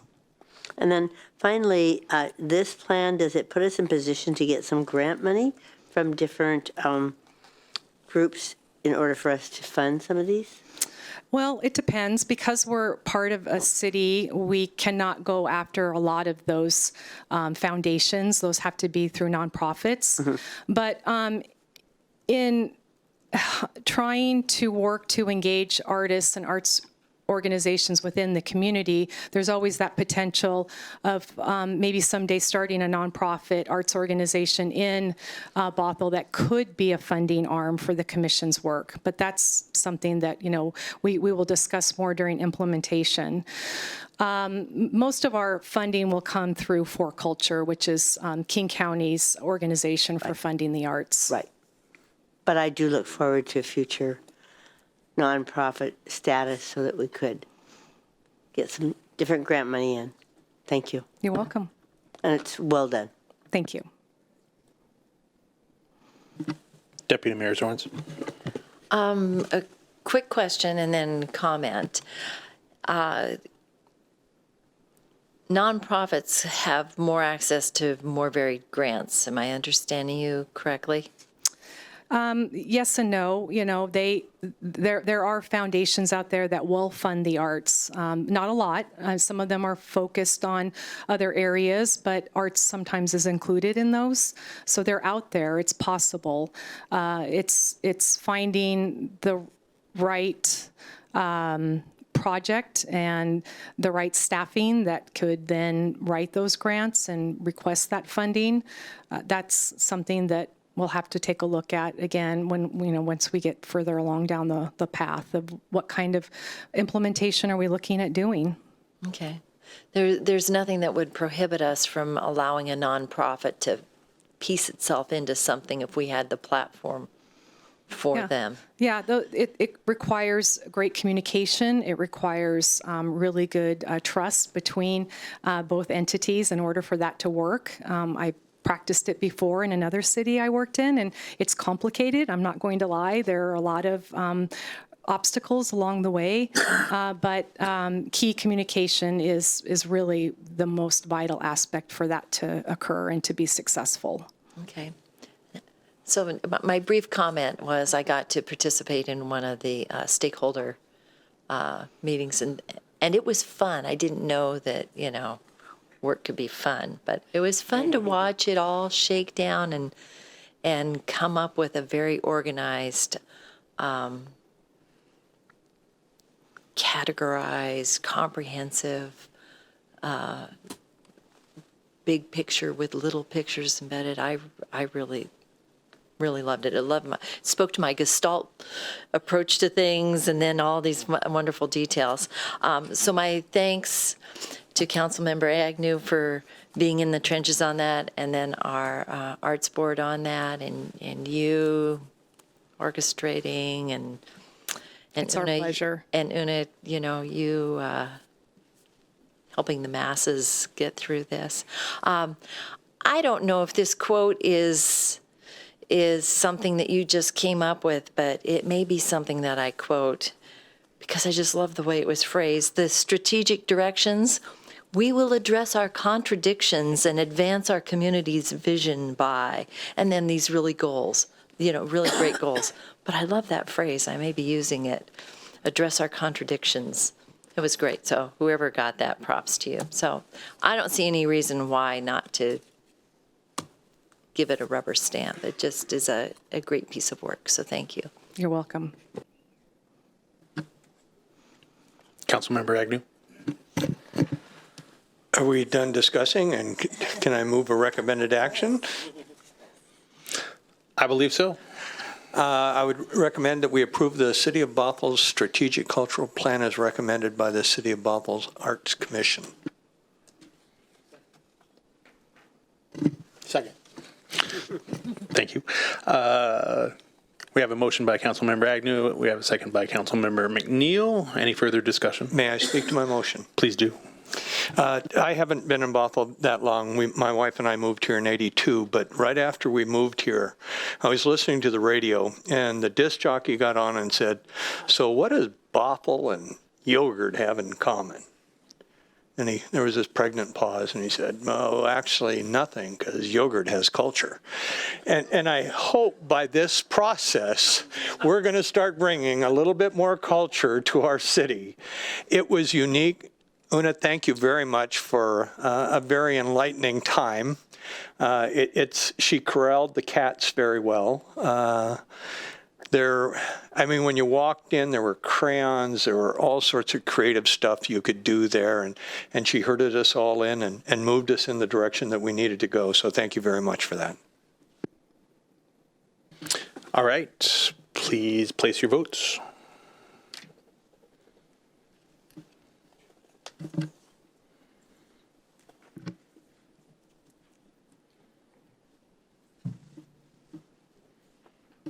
All right, we have a passing unanimously with Councilmember Dewar absent and excused. Great job. No.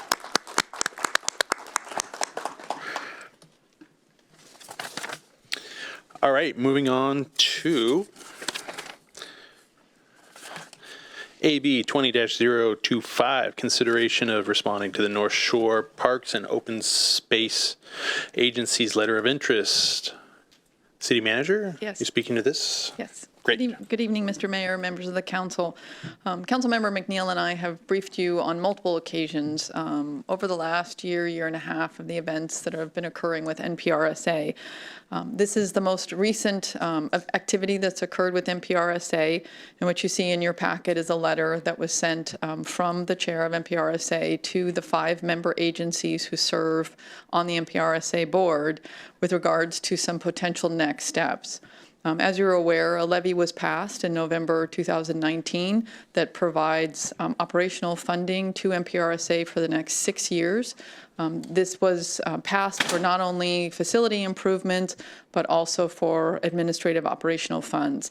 And it's an important next step for the survival of NPRSA and, most importantly, the care of the Northshore Senior Center that we have here in Bothell. In November 2019, the NPRSA board appointed a pro bono interim executive director to help guide them through the next months ahead, sort of figuring out how to use this money, what the structure would look like, and over the months he did that. Following an analysis of options available to the NPRSA board, he presented 3 options. One is for NPRSA to create its own organization. It is a legal entity, it's a special district, and it can certainly do so. A second was to reach out to King County. They are the fiduciary to NPRSA. They have been since the start. They were also the organization that initially initiated this action and oversaw the building of the buildings. And third would be to look to the member agencies to emulate some sort of model where one of the member agencies would serve as the administrative support for NPRSA, an efficiency we've seen through models like ARCH, which is an organization that we are a member of as well. So the board assessed these options and voted to reach out to the 5-member agency to determine if there was any interest by any of the 5-member agencies to take on the administration of NPRSA. That's the letter that's included in your packet. This item asks for direction whether the council is interested in responding with a letter of interest back to NPRSA to initiate negotiations that Bothell would be the organization that would step up and provide the administrative support, all funded by NPRSA. So not at the cost of the city of Bothell, but funded through the NPRSA levy. This would have an impact on staff. That we would hire staff to be able to do this, but some existing staff would be required and necessary to make this administrative support occur. That does impact your ability to look at your own initiatives, but this is being brought forward because I've repeatedly heard from this council that this is a very important facility and important services that are provided here in Bothell to our community and our surrounding communities. And so I wanted to see what your interest was and for you to give me direction on whether you would like to respond to this letter of interest or not. Staff has put no work into this, so we have not prepared any kind of analysis. We don't know what kind of staffing is necessary. We haven't done anything because if the council's not interested, we didn't want to expend our time and our efforts working on that. If the council gives us that direction, we would respond back to NPRSA indicating we are interested. Staff would begin to work on a proposal and begin negotiations with NPRSA. The final interlocal agreement would come back to the council, so your decision tonight is only to initiate negotiations, and a final decision would come later as we negotiate and finalize an interlocal agreement with NPRSA. And I'm happy to answer any questions you might have.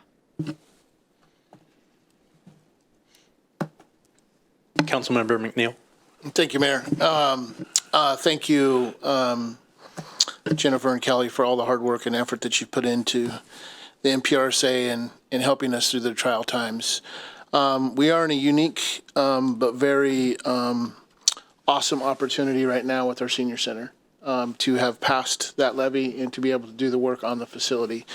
However, the MPRSA at this time, as being the chair, I don't feel has the resources to actually hire and do all the things that'll be necessary to actually properly fund those projects that need to be done, and in a manner in which those projects need to be done with proper procurement processes and things like that, and having that in place. So I wrote that letter because I think that the member agencies, being that they have the procurement processes and things in place, would be the best opportunity to get us up and running. And I'm hoping that we can look at it as something that would be a positive thing for us in the future, because that sits in our community, within our community.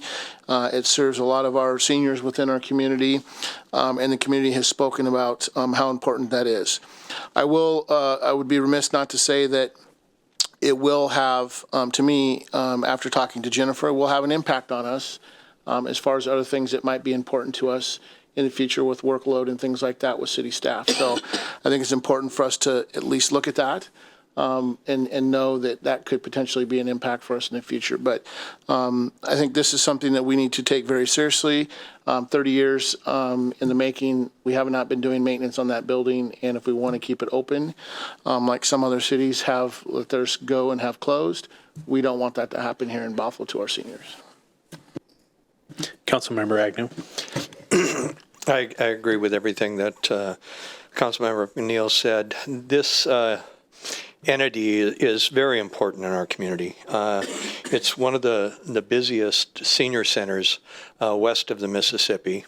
It does more than pickleball tournaments and pie eating contests. It has medical clinics that people can go to. It makes food, so it takes lunches to people that need it. It has legal services for the seniors. It's very important for the community. And it's more so important now that Redmond lost theirs, so we have a lot of their people coming up into the Northshore Senior Center. I hope we take a look at this, and I hope with your blessings, we'll have the city take a look at it and help the entity improve itself and make some of the necessary changes that it needs to make in an aging structure. Deputy Mayor Zorns. A few questions. If we were to take this on, and we're just talking about the administrative end of it, does that affect the ability for future levies for the MPRSA? So the MPRSA board needs to stay in existence for the 6-year period of the levy because it is the entity that passed the levy. It's basically a funding mechanism, and that's how it's operated. It floated its bonds 28 years ago to build the senior center, and then another set of bonds to build the second building and the pedestrian overpass. So that's what it's functioned as. That's one of the things we need to work on over the next 6 years is what is the future of MPRSA and where does funding come from? Because if you eliminate MPRSA, you eliminate a funding source. Right. So I think those are really important discussions to have before the levy runs out. Right, and because so many communities, it's not just ours. It's Woodinville's, it's Kenmore's. It's bigger than us. Have we had any reactions from any of the other communities?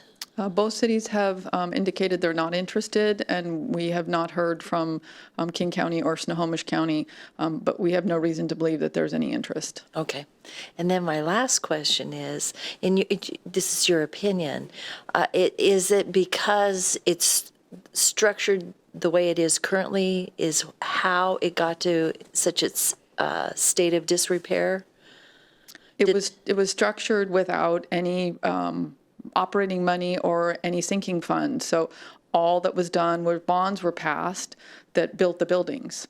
and there is no additional revenue. So the cities have been contributing, originally it was like $8,000 a year in total towards the administration, and then a couple years ago that was increased to $15,100, and that's all the 5-member agencies have been contributing for the last couple of years. So it's a very, very small amount, basically just to cover minor admin. And so no monies were ever set aside as part of the bond or any future levy or bond to have any maintenance or repair to the buildings. It's a marvel it's still standing. It is. So, I don't, I'll let everybody else weigh in, but I'm all for us pursuing this. Thank you. Councilmember McAuliffe. Thank you. So let me understand, what this project needs is a project manager. Is that correct? There's actually two key things that are needed. One is a project manager. So really, all this is the maintenance of a facility. That's the main thing that we're taking on. Unfortunately, because of the lack of funding, the records management need quite a bit of attention. So we also feel that a full-time, limited term, maybe for 1 year, records coordinator is necessary to get the records in order. Because that's critically important, and quite frankly, that just hasn't been done. So those two things would be the key thing. The project manager would continue on, and the records coordinator would be a limited term. So would you bring back to us an analysis of what we as a city would be expecting in order to do these, the project manager and the records coordinator, so that they will be paying for it out of the funds of the levy? Is that correct? That's correct. Okay. And so you would bring that back to us about what this would be, what the cost would be, but also when you say this would also put pressure on our existing staff, we should know what that is as well. Yes, you will. Absolutely. Okay. Then I support the direction.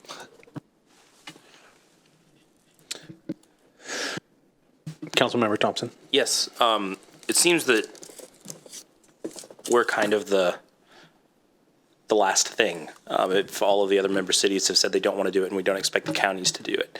What would happen if we said no?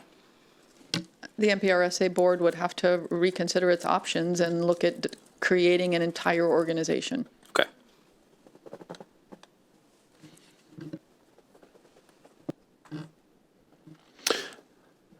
So I think this is the logical conclusion to what we've been working for with our council members, our city manager becoming very involved in this.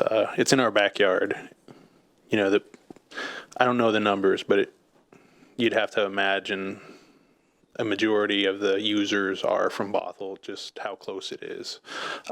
So the efficiencies you lose if you'd have to create the whole structure to run it by, from the ground up is, just a waste of the levy funds when there's so much that can be done with it. So yeah, I wholeheartedly think we should investigate this. I mean, since we're just doing the homework on it right now, so definitely. All right, sounds like we know what we want to do. Our recommended action is provide direction to the city manager on whether or not to respond to the MPRSA letter of interest, and we have asked the city manager to respond. Affirmatively. We have to. We need a second first, but then we need to vote on it. Anyway? All right, great, thanks.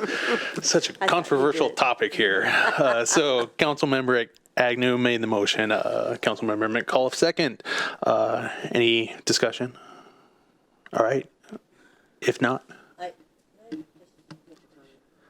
I would like to thank our city manager and our board who was part of this, of their work that has brought us to this point. It's really amazing.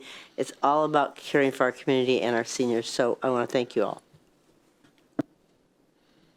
Thank you. Place your votes.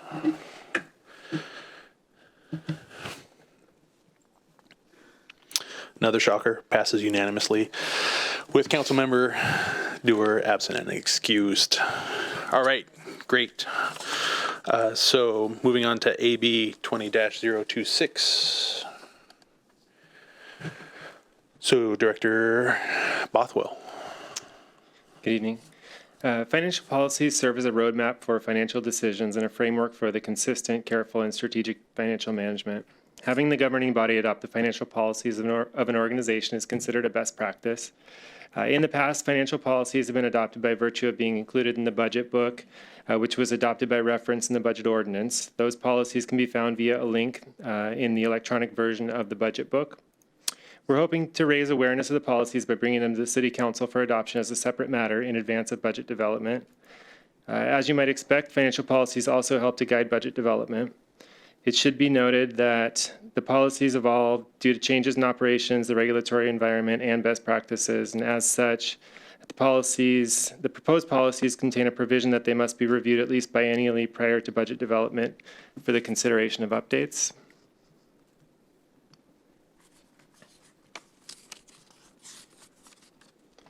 So staff identified several objectives for the development of the proposed policies. First is alignment with best practices. The proposed policies are aligned with best practices published by the Government Finance Officers Association and the Municipal Research Services Center. Additionally, emphasis was placed on policies that safeguard resources, which is always of paramount concern. Attention was also given to proposing policies that were of the right size for the city. The city would not be served well by policies that were too prescriptive or administratively impractical. Similarly, good policies must be mindful of the unique circumstances of an organization, so that was also a focal point. And last but not least, the policies need to demonstrate outstanding stewardship of resources and accountability. So the proposed policies are generally aligned with the old policies or the current policies and past practices. We did, however, identify 4 areas that are different. So I'll walk you through those. The first is a general fund minimum fund balance target. The current policy or the old policy suggested a 60-day or 16% operating reserve. The proposed policy increases that target to 90 days or 24%. The reason for the proposed increase is the city's lack of other flexible resources to address emergent issues such as a recession, a revenue shortfall, or unexpected expenditure. I want to highlight this change because it will impact the upcoming budget development. This policy will require that staff bring a plan to the City Council that increases general fund reserves by approximately $4 million over the next 4 years. The second item that's different is a policy directing the use of restricted funds first when multiple funding sources exist for a purpose. The reason for this policy is to maintain balances in the most flexible resources whenever possible. The third item is the policies direct staff to prepare a 6-year financial forecast as a long-range financial planning tool. The proposed policies also direct staff to incorporate that forecast into the budget process and to publish the forecast with the adopted budget.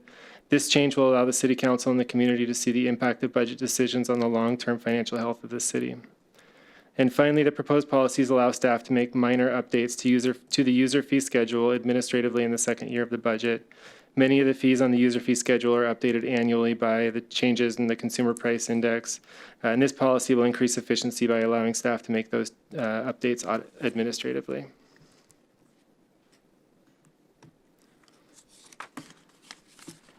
So the recommendation is to approve the comprehensive financial management policies as proposed. And of course, I welcome any questions.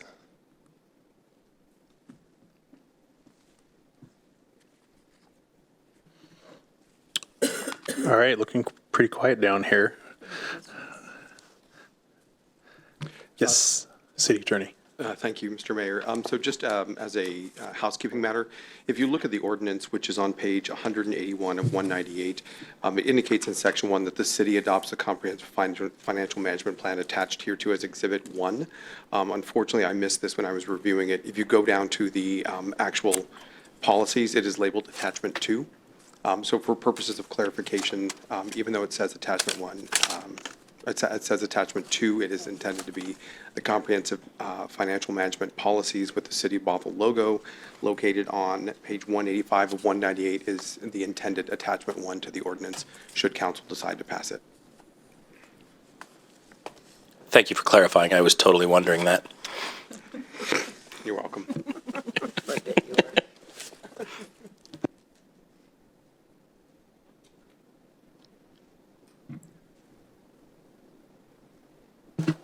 Deputy Mayor Zorns. I have notes and questions all over my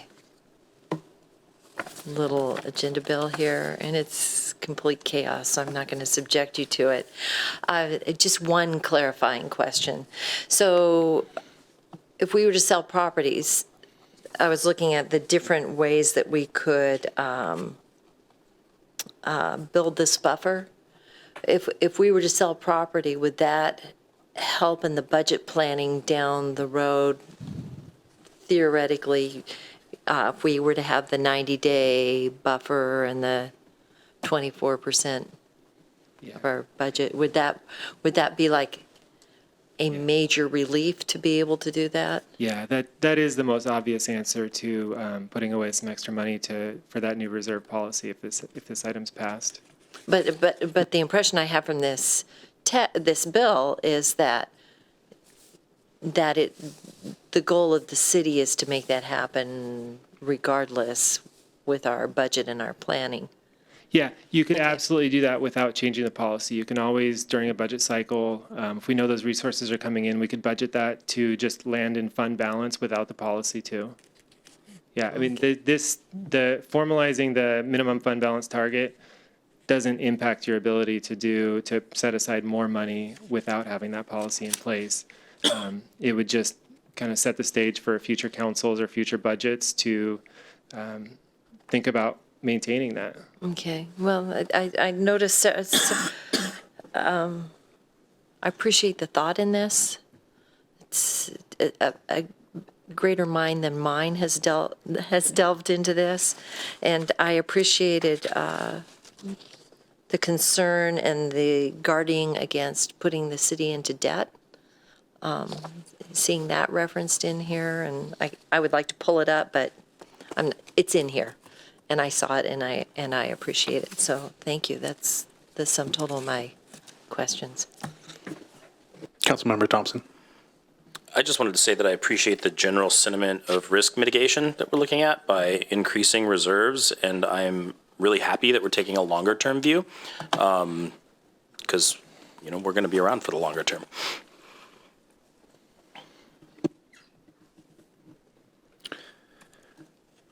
So I too appreciate the work on this. With this long stretch of prosperous times, I think we need to be mindful of what we can do to increase our durability and reserves. Because it can't last forever. So we might as well be mindful of that. And there was one point in here that with the dedicated funds having minimums that we shouldn't go below as well. I think that's good when we're prioritizing them, but we don't want to drain them at the same time. So that was one I thought was noteworthy. So if nothing else, I'll look for a motion.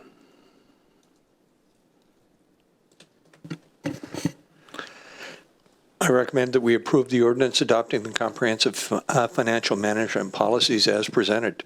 Second. So we have a motion by Councilmember Agnew, second by Deputy Mayor Zorns. Any discussion? Seeing none, place your votes.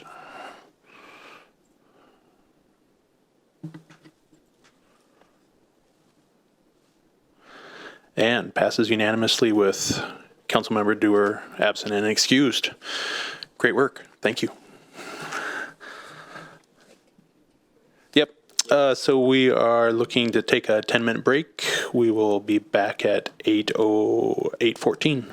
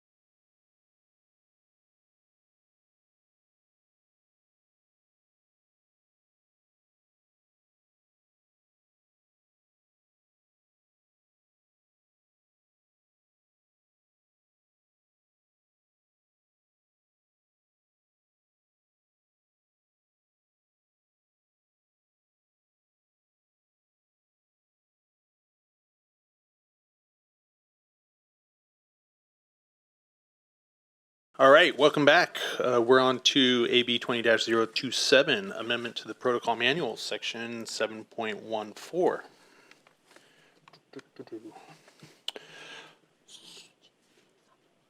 Oh, yes, so we have Councilmember Dewar on the line calling in for this item. Davina, can you hear us? I can. Good evening, everybody. Good evening. Yeah, it works. All right, so I asked to bring this forward to have a discussion and hopefully make some changes to the attendance via speakerphone section in the protocol manual. I'd say just I've done it before, used it on occasion when I had a work conference and I was out of town, and I would say every one of us has every intention on making all of our meetings. We ran for these positions and worked hard to get where we are so we can attend them. So I myself make all the meetings I can. I think I've missed one because of work. And so I think having the ability when we're not able to make it to be able to phone in with our technology these days. I know my work has really expanded telecommuting. Everyone at our job gets laptops, and it's seamless working with people across the nation. And so I don't think we should be any different to have the ability. I don't encourage it because it is always more challenging being on the phone. But I think just having the flexibility is important to have all 7 voices as often as we can. So I just wanted to bring this forward, see what the rest of us have to say. Councilmember Thompson. I just like to echo what the mayor said. You know, when you read what this policy does, functionally, what it does is it prevents council members from participating in council meetings when they cannot physically be there, even though we have the technology to make it happen. I just don't know what kind of benefit Bothell gets from preventing council members from participating in council meetings.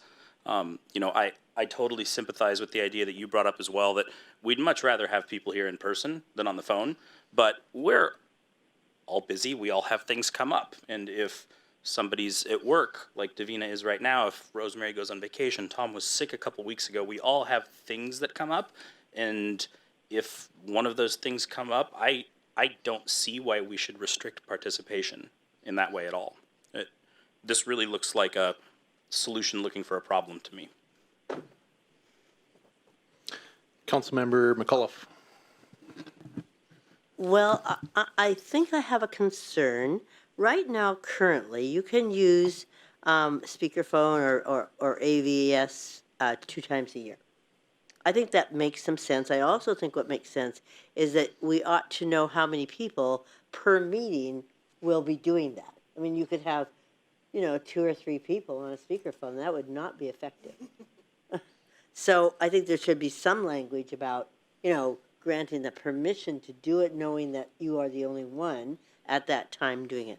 But I think there should be a limit. I don't know if it's twice a year. I know that, Councilmember Agnew, have you ever missed a meeting? Once. Yeah. Oh, I probably missed four months worth of meetings while I was going through chemotherapy and a stem cell transplant. Mm-hmm. So I think. And the only time, because you can only use it intermittently, the time I used it was to be sworn in. But I think that there should be exceptions for something of that nature. Oh, I agree. I agree with you on it shouldn't be unlimited. Right. There should be a limitation to, a couple times a year that you can do that. Mm-hmm. I totally agree with that. Unless there is a. Extenuating circumstances. Yes. And that would be like an illness or something Right. like that. Yep. So I want to be careful about how much we open this up, and I think we should really think seriously about what limits, what what ability we have to have somebody on speakerphone and the rest of us here, so that when there's a crucial vote, that person's voice is there and the rest of us are. I just want limitations and exceptions. Deputy Mayor Zorns? Well, I'm glad you brought up health, because that's a big deal. And for someone who is, when it's something as catastrophic as being on chemo, being able to have life as normal as possible, it's not like you don't have anything to contribute. Looking at this, the caveats that came through my mind is, in fact, I only wrote two instances down. I think somebody who's on vacation, they're not going to be phoning in unless if it's something really, really important. But if they wanted to, what would be the harm in? Oh, sorry. I'm just saying for the number more than twice. It's not going to be somebody who's on vacation more than twice. Well, then maybe we got something else going on. But when you have illness or work, and I consider legislative responsibilities work, I don't have a problem making that unlimited. My only caveat is that there's physically a quorum here. There's a number of bodies here. Maybe you just want to limit how many people can phone in. Maybe put the limit there on how many people can phone in. One person can phone in.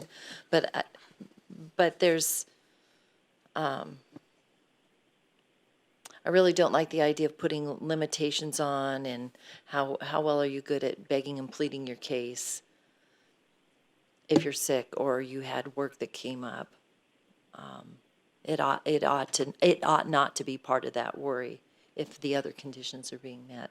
That's my 2 bits on it.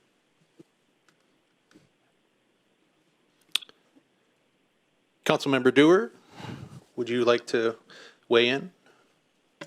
Yeah, I appreciate the comments from other council members. I would say it's not something that I think would be abused. I've missed 3 meetings in 4 years, and if I could be there, I certainly would be there. I've made the round trip a couple times, so it's not that I would be looking for an excuse. I would say I've talked to some friends down here, and the Port of Seattle allows attendance by members remotely, recognizing that it is a part-time job and sometimes there are other responsibilities that have to take precedent. So I guess that would be my 2 cents. I think even when you're sick, I'd much prefer people stay home when they're sick so I don't have to be exposed to their germs. So I think when you're sick is also a great reason to be able to phone in. And I think limiting it to one item doesn't make a whole lot of sense if you're available to be part of the discussion for the entire agenda. Councilmember McNeil. Thank you, Mayor. Well, I've had a lot of time to think about this, and I met with the mayor, had a very long discussion about this topic. For everybody on the dais and Councilmember Dewar in Olympia, I've missed 1 meeting in 4 years. And our protocol manual is pretty specific to following. You can do this a couple times a year. And even with that, there's things that have come up in my life and in my family and my work that I've made it a point to do what I was elected to do, and that's be present at roughly 36 meetings a year. And everybody on council and the city staff know that I attend probably 3 times the committee meetings as council meetings. And I think that we owe it to the community to be present and having an open discussion. And I guess my concern is there's a couple concerns I have. One is, why is this coming up now? Because I feel what we have is working. When we say absent and excused, what does that mean? You're absent and you're excused. So I'm trying to wrap my head around why we need to change a protocol manual that's that I feel, quite frankly, is pretty good, because it gives us the ability when we're sick, when we have a commitment outside, to call in on something that's important. We're a body of 7. Not one individual makes a decision up here. All 7 of us make those decisions. And at any one time, a council member can phone 2 other council members and have a conversation about what's important. And we all want to ensure that our voices are heard up here, which I think we all listen to one another pretty well right now. The questions that I have are, what other cities do this? What other cities allow this many call in whenever you want to call in? To me, being present is being present. You know, Mayor, you and I talked about this, that I can look at you in the face and see what matters to you, what your demeanor is. I can look at all 6 of the people beside me and understand, feel the emotion. We talked about when you're on the phone, you lose a lot of context, because who knows, is a person twiddling their thumbs? And I'm not saying any one of us would do that, but I'm saying we've all been on conference calls. We all know that when you're doing something else, something comes up and you're doing that and not paying attention. So every vote we take up here means something to our community. And I think when we start changing protocol manuals and things like that, we have to have a much bigger conversation about what that really means. Changing so that we can call in, and Deputy Mayor Zorns brought up a good point. When we talk about work, and legislation is work, what is that work? So is legislation work more important than my work? So those are questions that I have. It's like, is somebody's vacation more important than me being sick? Is somebody's work more important than a health crisis? The manual was written, I believe, some time ago, and I guess I would have a question. When was that manual written? When was that put in?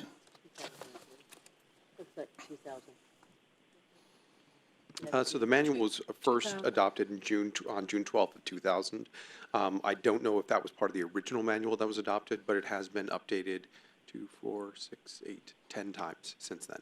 But we don't know if that section's ever been modified or updated? I don't know off the top of my head, no. Yeah, and I don't know how many councils have we had since that have followed this.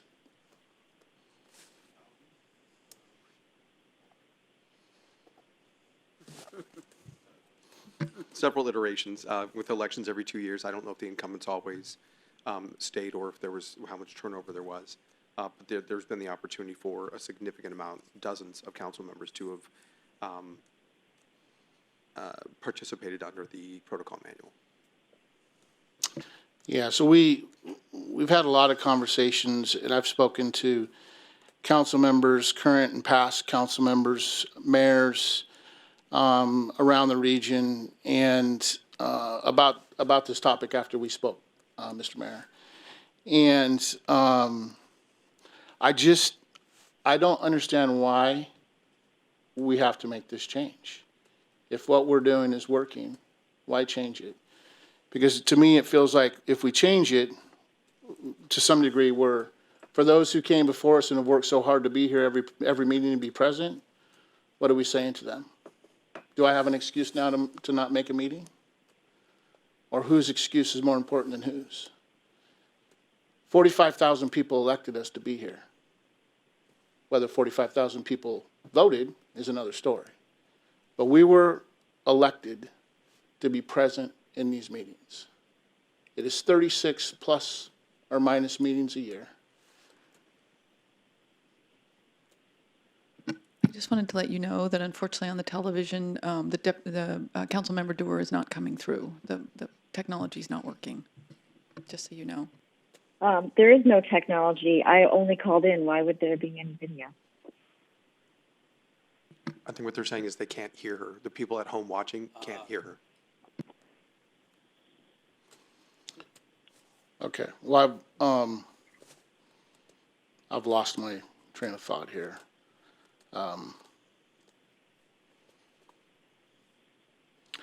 I would be disappointed at best if we change the protocol manual at this time. I feel like everything we've been doing as a council has been working. I think it goes against what the community has elected us to do.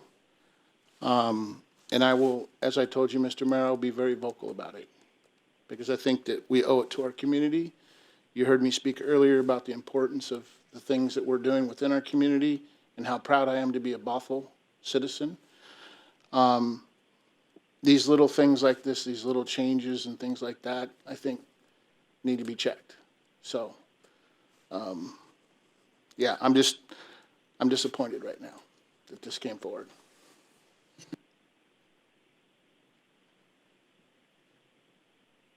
Well, I think the goal here tonight is to come to a resolution and make a decision, see if there's a motion that can carry the majority of the council. So, I mean, it's... Mr. Mayor, Yes. could I speak prior to the motion? We can do another round. Councilmember McAuliffe. Oh, sorry. Thank you, Mr. Mayor. Yep. I would request that we take this into consideration and have a further discussion amongst all of us, the 7 of us, to really decide whether or not we want to change the manual or not. I think this coming before us at this time, we need a little bit more evidence about why it's important that we do change the manual, and I don't seem to have enough evidence to make that conclusion. So that's my suggestion. Deputy Mayor Zorns? I would like at least another week or till the next time we get to council to chew on this. I would like to call a couple friends who are on other city councils to see if they're doing this and how it's working for them. To Councilmember McNeil's point is, you know, you take this mandate very, very seriously. I think someone who would have, well, one, who would subject themselves to phoning in and sitting in on sitting on that whole time, that would be a rare breed just for convenience sake. But then the second point is that to allow people to do this, those taking advantage of it, or just, you know, coming across as having a mixed dedication, devotion to serving here, voters are going to talk about it. There's going to be a buzz. But you're right. People are going to be upset if they feel that a council member is not representing when they ought to be, because they have every right to expect a council member to represent. I think that's part of why this discussion is here, is because we do have a council member who wants to represent and physically cannot. Just like if you're sick and you still want to represent, if you can do that from home while you're trying to mend, to me, that it's someone who's trying to do heroics is the person who's phoning in. However, I would like to call some friends who are on other councils to see if they're doing this and to see if it works, or if there are abuses. I want to know about that too. Councilmember Agnew. Are we there yet?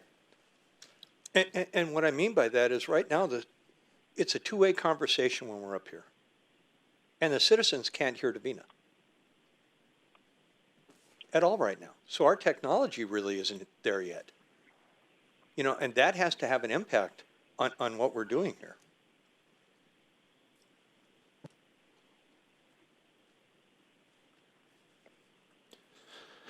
So I'd say one of our council goals is to have high quality technology as one of our council goals. So I'd say we're not quite meeting that goal if it's not working as intended, and this isn't bleeding edge technology as it is. Scott, can I say something? Because I can't raise my hand. After I'm finished, I'll come to you, Councilmember Dewar. Oh, sorry. I thought you were done. Nope, not yet. So I just wanted to talk a little bit about change. I mean, just because we're changing something doesn't mean it's bad. I mean, we just changed our financial fiscal outlook where we became a little more conservative. We bumped up to 24%. So, I mean, you can say that what are you saying to the previous councils when we were making that kind of change? Or you just, so, I mean, if we think we're making change for the right purpose, then I don't think you should shy away from change, and you should be able to be the leaders in change as well. I mean, we don't want to always be followers and just because everyone else is doing it, but it has to be for the right reason. So, so if we can find out if it's worked or failed in other places, then make your phone calls, see what we can find out. But I say just fighting change because it's change is, I think, not the best position because we change things every week. I mean, that's what we're doing is setting policy, changing policy. So Councilmember Dewar.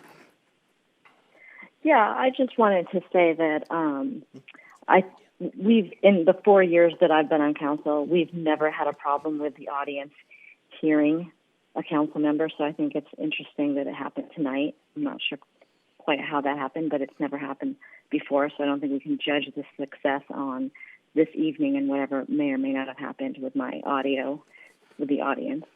And I would just say, Councilmember McNeil likes to talk about how he's never missed a meeting, which is great, but I don't think showing up for 5 minutes and then leaving actually counts as having really participated, because that's happened before. So I think it's disingenuous to use the number of I've missed one meeting when we know that he's missed other meetings just by coming in and leaving. So, if we're going to judge based on that, I think it's not a fair comparison.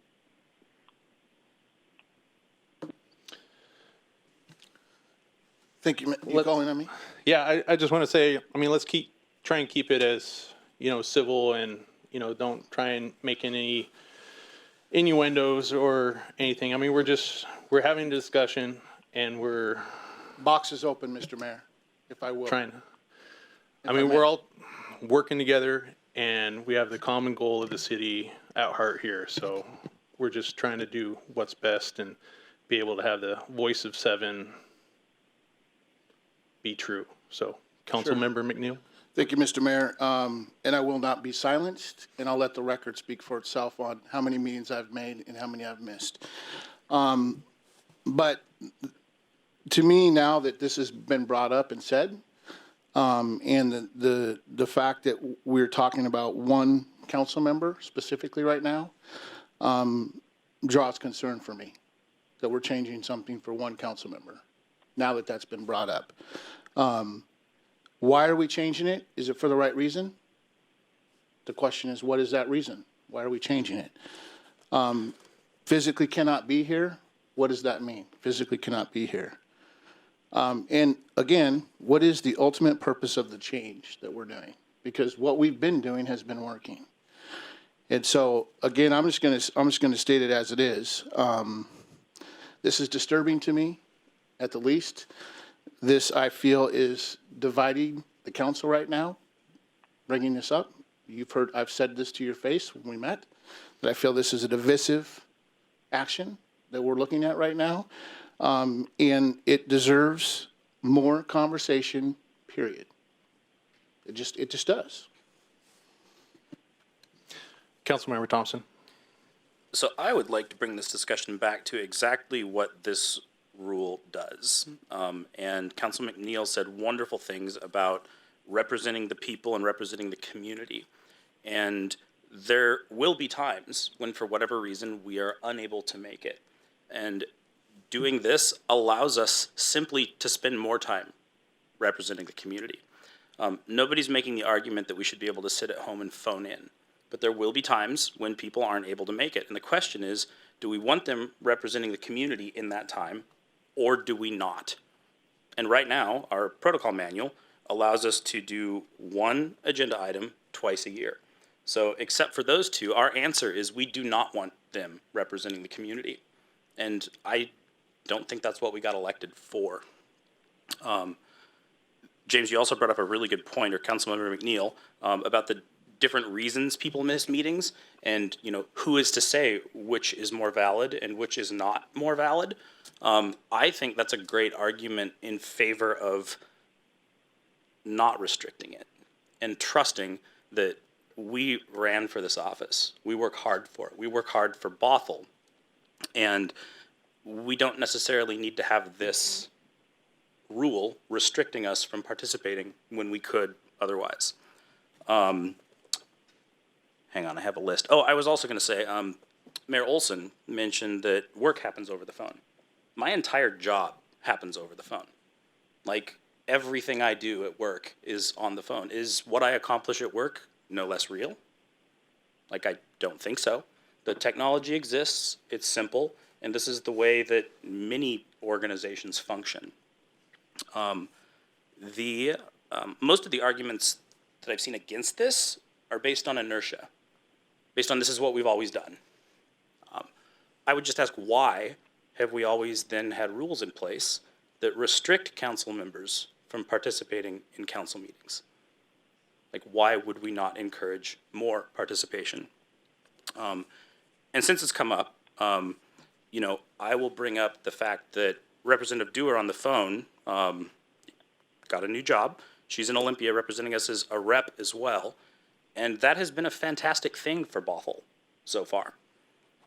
We are reconsidering Kaesner because Representative Dewar reached out in her capacity as a representative after talking and getting a recommendation from the Speaker of the House. And that is something now that is on the discussion table that wasn't before. So we have seen benefit from that job. And why should we tell her you cannot participate in city council meetings even though we have the technology and the ability to do so? Like, it just, why the rule exists in the first place doesn't make any sense to me. Yeah, the tech is there. This is not technologically difficult. The last thing I will say is that we have excused absences right now. Wouldn't we rather have excused participation? So I guess the only thing this does is restrict council members from participating, and I don't see why we should do that. And that's my list.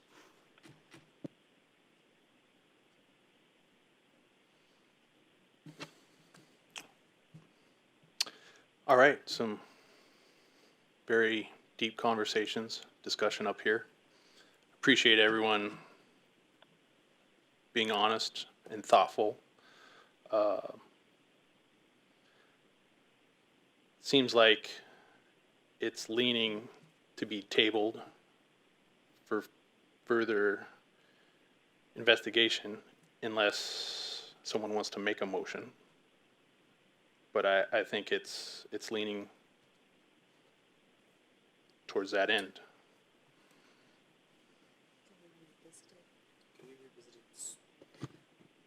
Could we revisit it? Could we revisit it? Let's see. Well, in Councilmember Dewar's case, it's what, another month?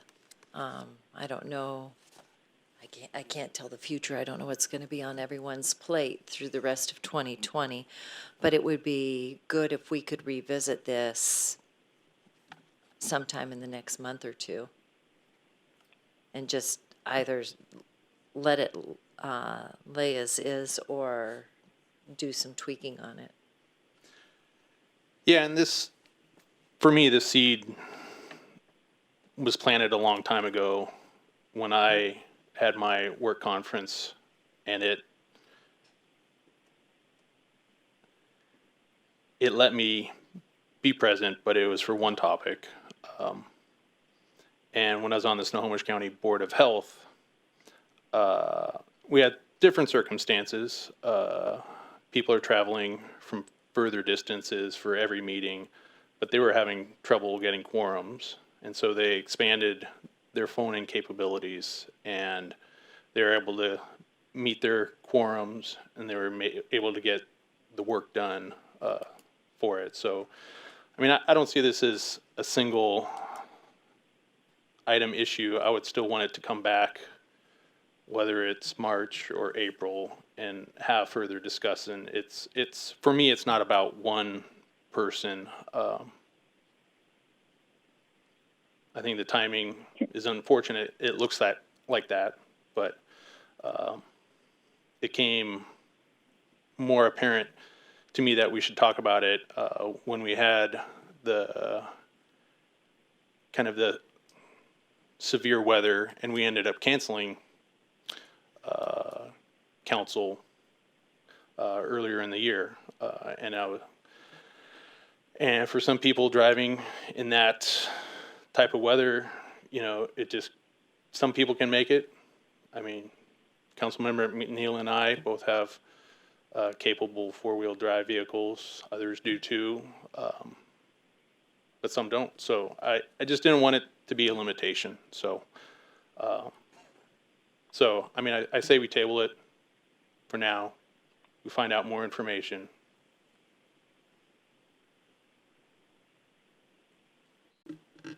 Councilmember Dewar. Hello? Yep.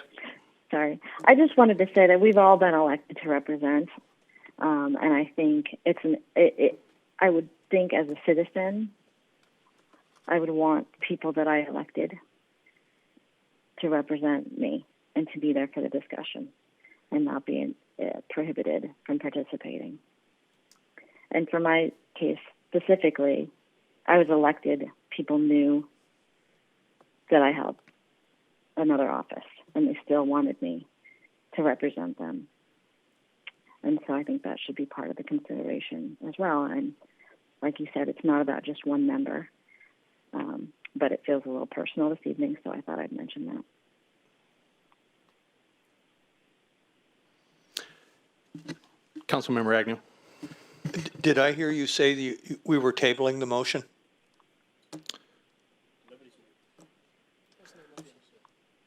There's no motion yet. I was just discussing potentially. Did you have anything? Well, I'd like to table this. Second. So we have a motion to table, and we have a second. Any discussion? Councilmember Can Thompson. you have it to a date certain? Were I to want to make a different motion, is now the appropriate time to do that, per rules? City Attorney. It would depend on the motion. In the protocol manual, there's an order of precedence as to which motion would come before the others. A point of personal privilege, a point of order would come before any substantive motion. If there's a motion to table versus a motion to take some sort of specific action, I would have to look that up depending on what the motion is. Then I will say, what I would like to move is that we lift the restrictions that we have on council members participating in council meetings, both in terms of number of times per year as well as number of discussion topics per meeting. Is that a Point of order?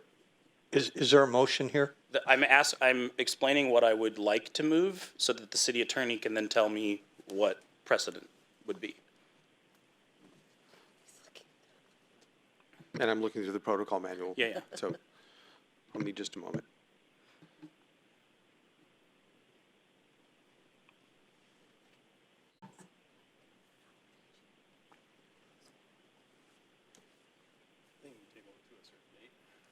Yeah, like.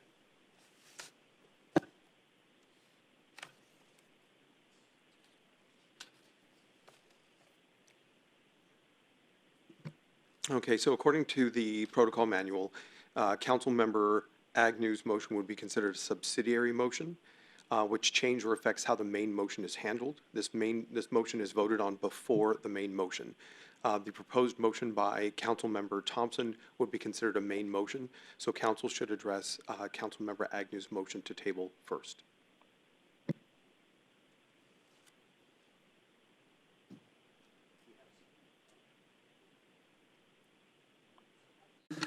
All right, so seems a little cart before the horse, but there was, sounds like, correct me, city attorney, but Councilmember Thompson stated a motion, because there was no motion at the time, a table came up. Correct. But based on the nature, he wants to take action, which would be considered a main motion. Yep. So if there are two motions that are being presented, you would take the subsidiary motion first, and then depending on the outcome of that, you would then move to the main motion. So there's been a motion to table, which has been seconded. So I believe procedurally, there needs to be discussion, and then that needs to be voted on. Can I amend his motion? You can. Well, you can make a motion to amend. Could I make a motion to amend Councilmember Agnew's Table? table? That we table it until, And should you and put a date on it? The Put a next, date the on the next table. council meeting, the next council meetings are March 3rd and then March 17th, and then I believe April 7th after that. I would like to make an amending motion that we table it until March 17th. That would require a second to proceed. I'll second. Okay, so procedurally, the motion on the table is now an amendment to amend the motion to table the matter to March 17th. Is there any discussion on that motion? Is there any discussion? Seeing no, do we just want to do? So we are only voting on the motion to amend the motion. Correct. Okay. So the motion to amend the motion to March 17th is on the floor. Correct. And that does not mean that you're setting it to March 17th. It just means that you're changing Member Agnew's motion. If it passes, you would then discuss why you should or should not table it to the 17th. If it doesn't pass, then it goes back to the original motion of should you table it or So not. we're voting on your amendment, and then we'll vote on Whether or Tom's not to table. motion with or without your amendment, depending on how this goes.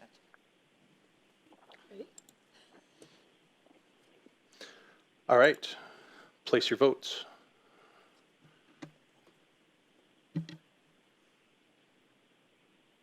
And Laura. And we're going to have to Oh, ask for a voice vote from Councilmember Dewar, Yeah. Dewar. place your So voice. I vote in the affirmative on the motion All right. to amend. All right, we have we have 6 to the affirmative with Councilmember Agnew in the negative. So the motion to amend the table motion passes 6-1. And so now the motion before the council is to whether or not you should table the subject matter to March 17th. Is there any discussion on that matter? Would anyone like to speak to this motion? If not, place your votes. I would prefer we were doing a different motion, but I don't have anything else to say.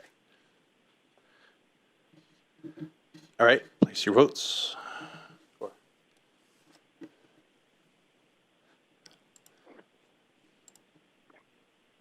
I vote in the negative.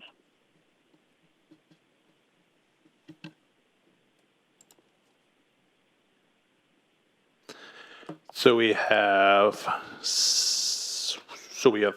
5 for the affirmative and 2 in the negative with Councilmember Dewar and Councilmember Thompson in the negative. So the motion to table until March 17th passes.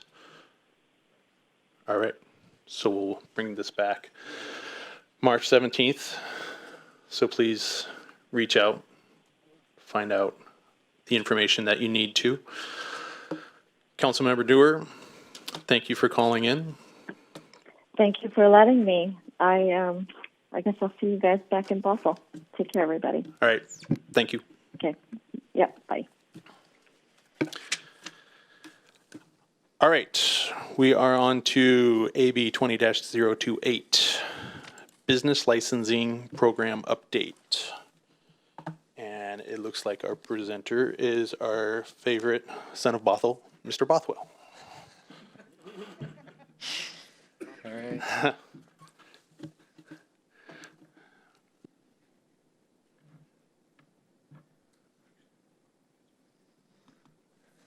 Okay.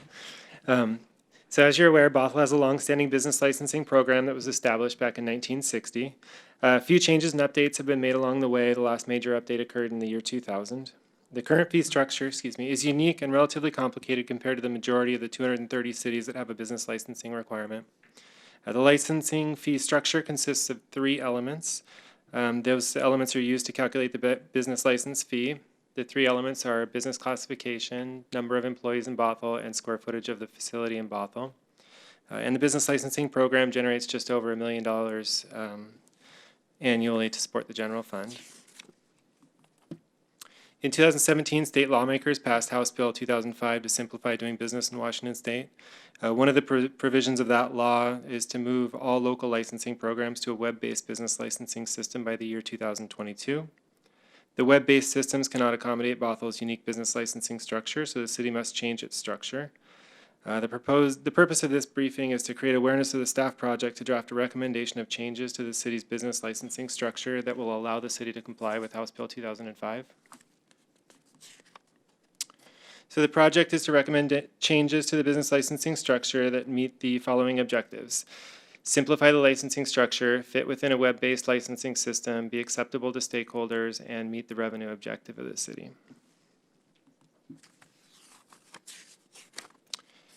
The plan is to engage stakeholders in a conversation about licensing structure changes in order to formulate a recommendation for City Council adoption. The following stakeholders have been identified for this project: the Bothell-Kenmore Chamber of Commerce, the business community at large, the City Council, and city staff. Outreach is scheduled to begin very soon with a presentation to the Bothell-Kenmore Chamber of Commerce and the launch of a web-based survey. We're also considering an open house in the spring, followed by a second web-based survey. Staff intends to use what we learned from the outreach to draft a recommendation for City Council adoption in the late spring, early summer. And it should also be noted that we may add additional outreach depending on the level of interest from stakeholders.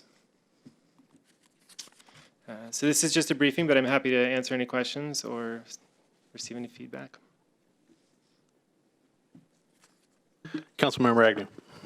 What do you think the fiscal impact of implementing the new web-based system would be? The system itself is free for cities to join, so users pay a fee when they join, when they have a transaction in the system. In terms of this project and the overall, the business licensing revenue that we'd receive, it's unknown at this point. We'll land, there's kind of 2 steps to it. We'll land on a method that is maybe one of the 3 categories that we currently use or something different, and then we'll establish a rate. And we'll bring that to the City Council, and you'll have an opportunity to go with estimates that would maintain the current level of revenue, increase revenue. That'll be a conversation once we determine what the method is that stakeholders think is appropriate. Thank you. Councilmember McAuliffe. Thank you, and I just am very pleased with your timeline presenting to Bothell-Kenmore Chamber, open house opportunities for people to respond, and then coming up with draft recommendations. And I really appreciate that because you'll have the community voice in this. I appreciate that.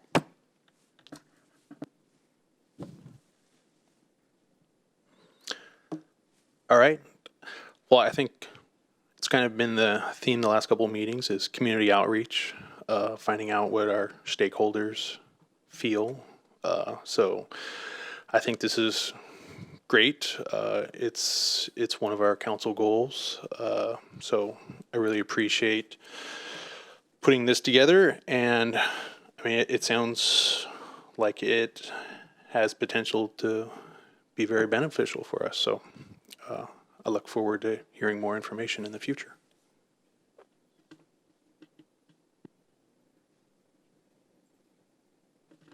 And we were just receiving the briefing.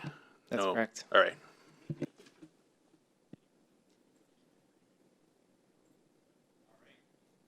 All right, so we're on to council conversations.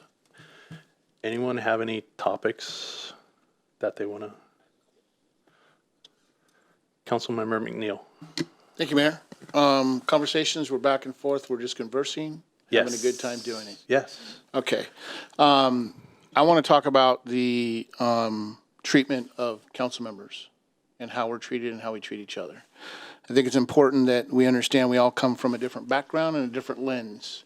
And I think we've talked about this many, many times, and I think you've heard me say this many different ways, that we all have a different perspective on our community.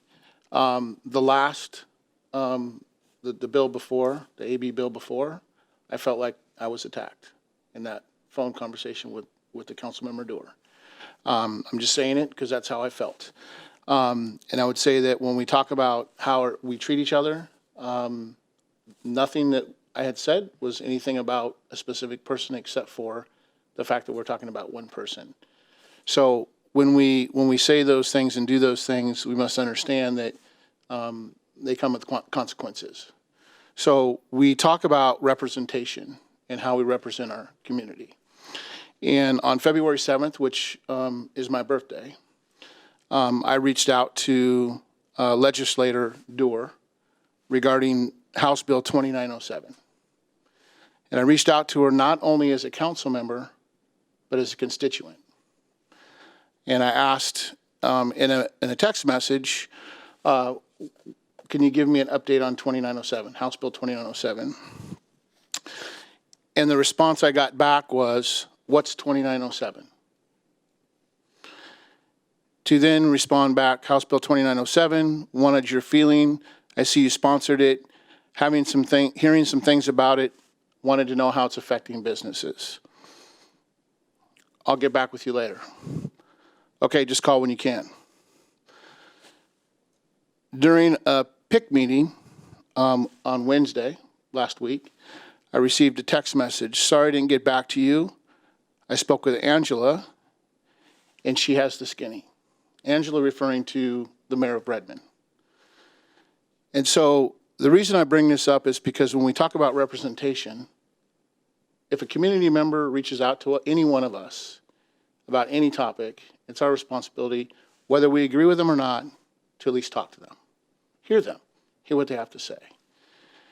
What concerns me is that I feel like as a community member, a member of this community, I heard from my legislator of the first that I needed to talk to a legislator in a different, or a member of a different council in a different legislative district. And the reason I'm bringing this up is because I feel like we're not communicating well right now. And I want to communicate well, and I want to understand that all of us are going to work hard to make that happen. After my comments earlier tonight about what we just did with the proclamation in the city of Bothell, I'm very disturbed about the way this meeting is ending. And you and I have talked about this, that I will become very vocal about making sure that everybody's voice is heard, everybody has a seat at the table, and that is very important to me to ensure that we move this council forward that way together.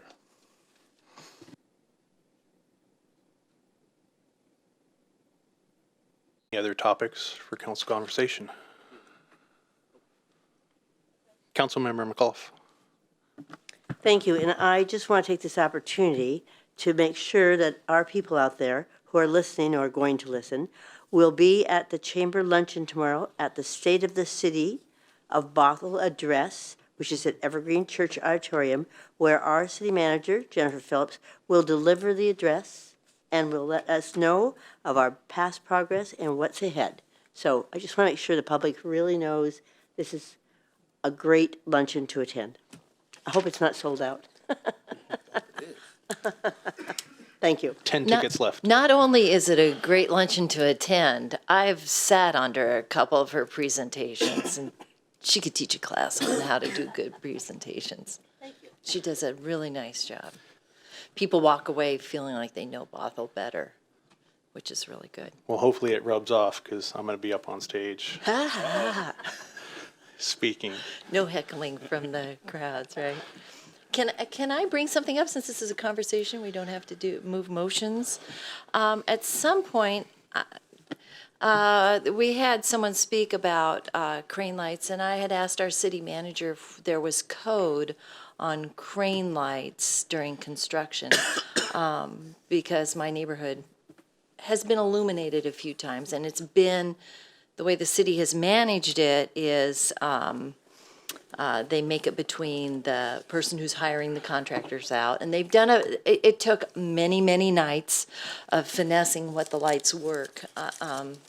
But there's nothing in the code that we're aware of that requires lights to be baffled. And at some point, I'm not asking it to get on 2020's docket, but I'm asking you to think about, could we put this in code about regulating security lights on construction sites at night? Because right now, this is a situation that probably involves a dozen plus homes. Those lights, they really lit up the hill when they were all on. And so however many people live in homes. I'm just thinking, we've got potentially new apartments coming in on the backside of the addition. You start taking sleep away from all the people that live on the backside of those apartments, our phone is going to be off the hook. So I'm just asking you to think about, could we put that as a code in our books on how we go about regulating construction lights at night and how they're baffled? I drive through Woodinville looking at their crane lights. They're all off. They have their crane lights off, completely off. So I don't know if they've got code. That would be an easy phone call to make, right? But since we don't have code, I'm just asking you to think about creating that at some point. I would just back you up on that. I mean, anything we can do to make sure that construction crews aren't leaving bright lights on overnight directly abutting a residential neighborhood, we should do that thing. Well, not even residential neighborhoods, multifamily neighborhoods. When it's a different, when it's too. it is. When it's a different use and you have people in the adjoining property who are trying to sleep, it matters a little bit. Yep.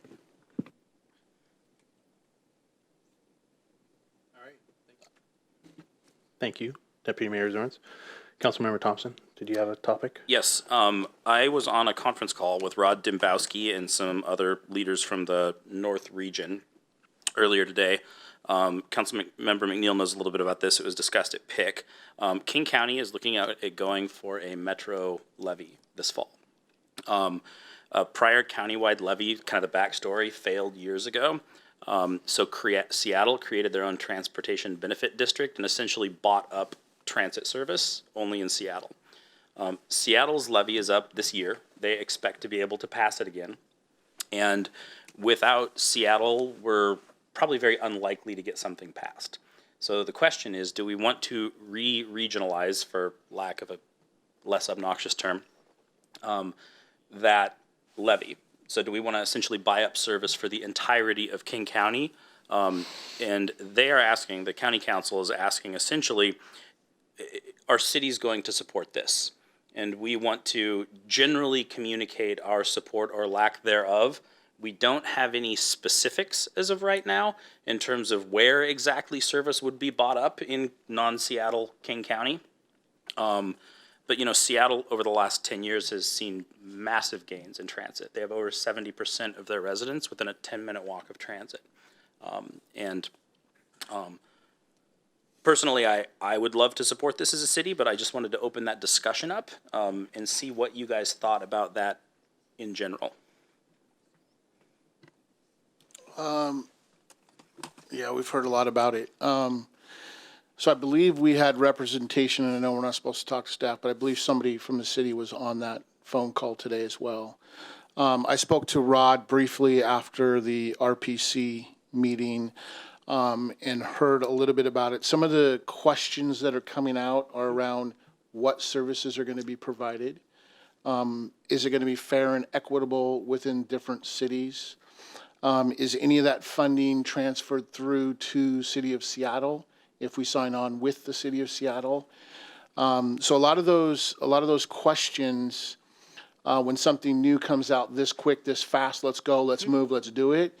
A lot of the cities don't really have an opportunity to respond quickly to it.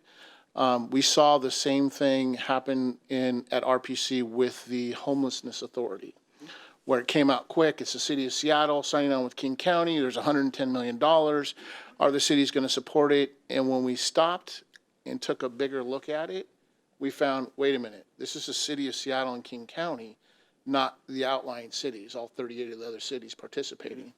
So I think it's a great thing to understand. It would be a positive thing to know if we're going to get services, but what are those services going to be? How are they going to benefit Bothell specifically? And I would also caution that there's a lot of conversations around 145th right now and the services that are going to be on 145th and how they're going to get BRT through 145th. And so if there's dollars that go into anything on the north end to help us, understanding where those dollars are going to go and what type of projects they're going to go on. So I think it's great, but there's a lot of conversation that has to be had. And to me, it just feels like they're trying to pass it really quick. So yeah, I love to hear what others think about it, but I think there's more information that needs to be had before we can even say, yeah, I'd support that. Councilmember Dembowski went over a lot of that on the phone today. He basically said it's not going to be the outlying areas subsidizing Seattle. That was a very common objection or common thought on the call. To your point about it being very quick, it is. But that being said, this is an opportunity that we have because Seattle will go out and they will get theirs. So like the question isn't necessarily do we want like a longer process, it's do we want this process or not? And we have until he was a little more clear on the timeline. I think early May is their deadline for deciding if they want to go out for a ballot measure in August. So we have some time. We don't have to make a decision immediately, but just to get this on everybody's radar and just understand that we are going to be asked as a voice if we support this moving forward or not. I would like as you guys get it more information, just fill us in because yeah, we need more information. We got a window here, so I'd like to take advantage of it. Yeah, and I think maybe, I don't want to stick anything on the mayor, but maybe we need to have a point person that's actually working on something for us specifically. I hear about it at all the committees that I'm on, but I'm not specifically tasked with that transportation issue. So maybe, at your North End Mayor's meeting, you can gain some more information and bring that back to us so that we can all talk through it. Sounds good. I ride the bus just about every day, so it's near and dear to my heart. I mean, we can't build our way out of our transportation woes. So, I mean, just like our Bothell Way project, bringing Green Line into downtown Bothell. I mean, that's transit. I mean, I like the overarching theme of more transit. I mean, because that's good for the community. It's good for the environment. So if it can be done right, then I'm all for it. It means you can go to the gas station more with that big black truck you just got. I go with less because I use the bus.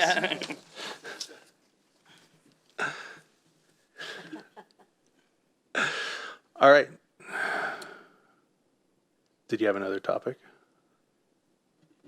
It can wait until the next meeting. All right.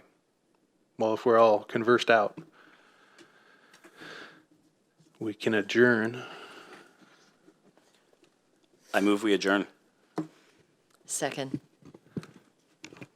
So I have a motion to adjourn. Second. All in favor, place your votes.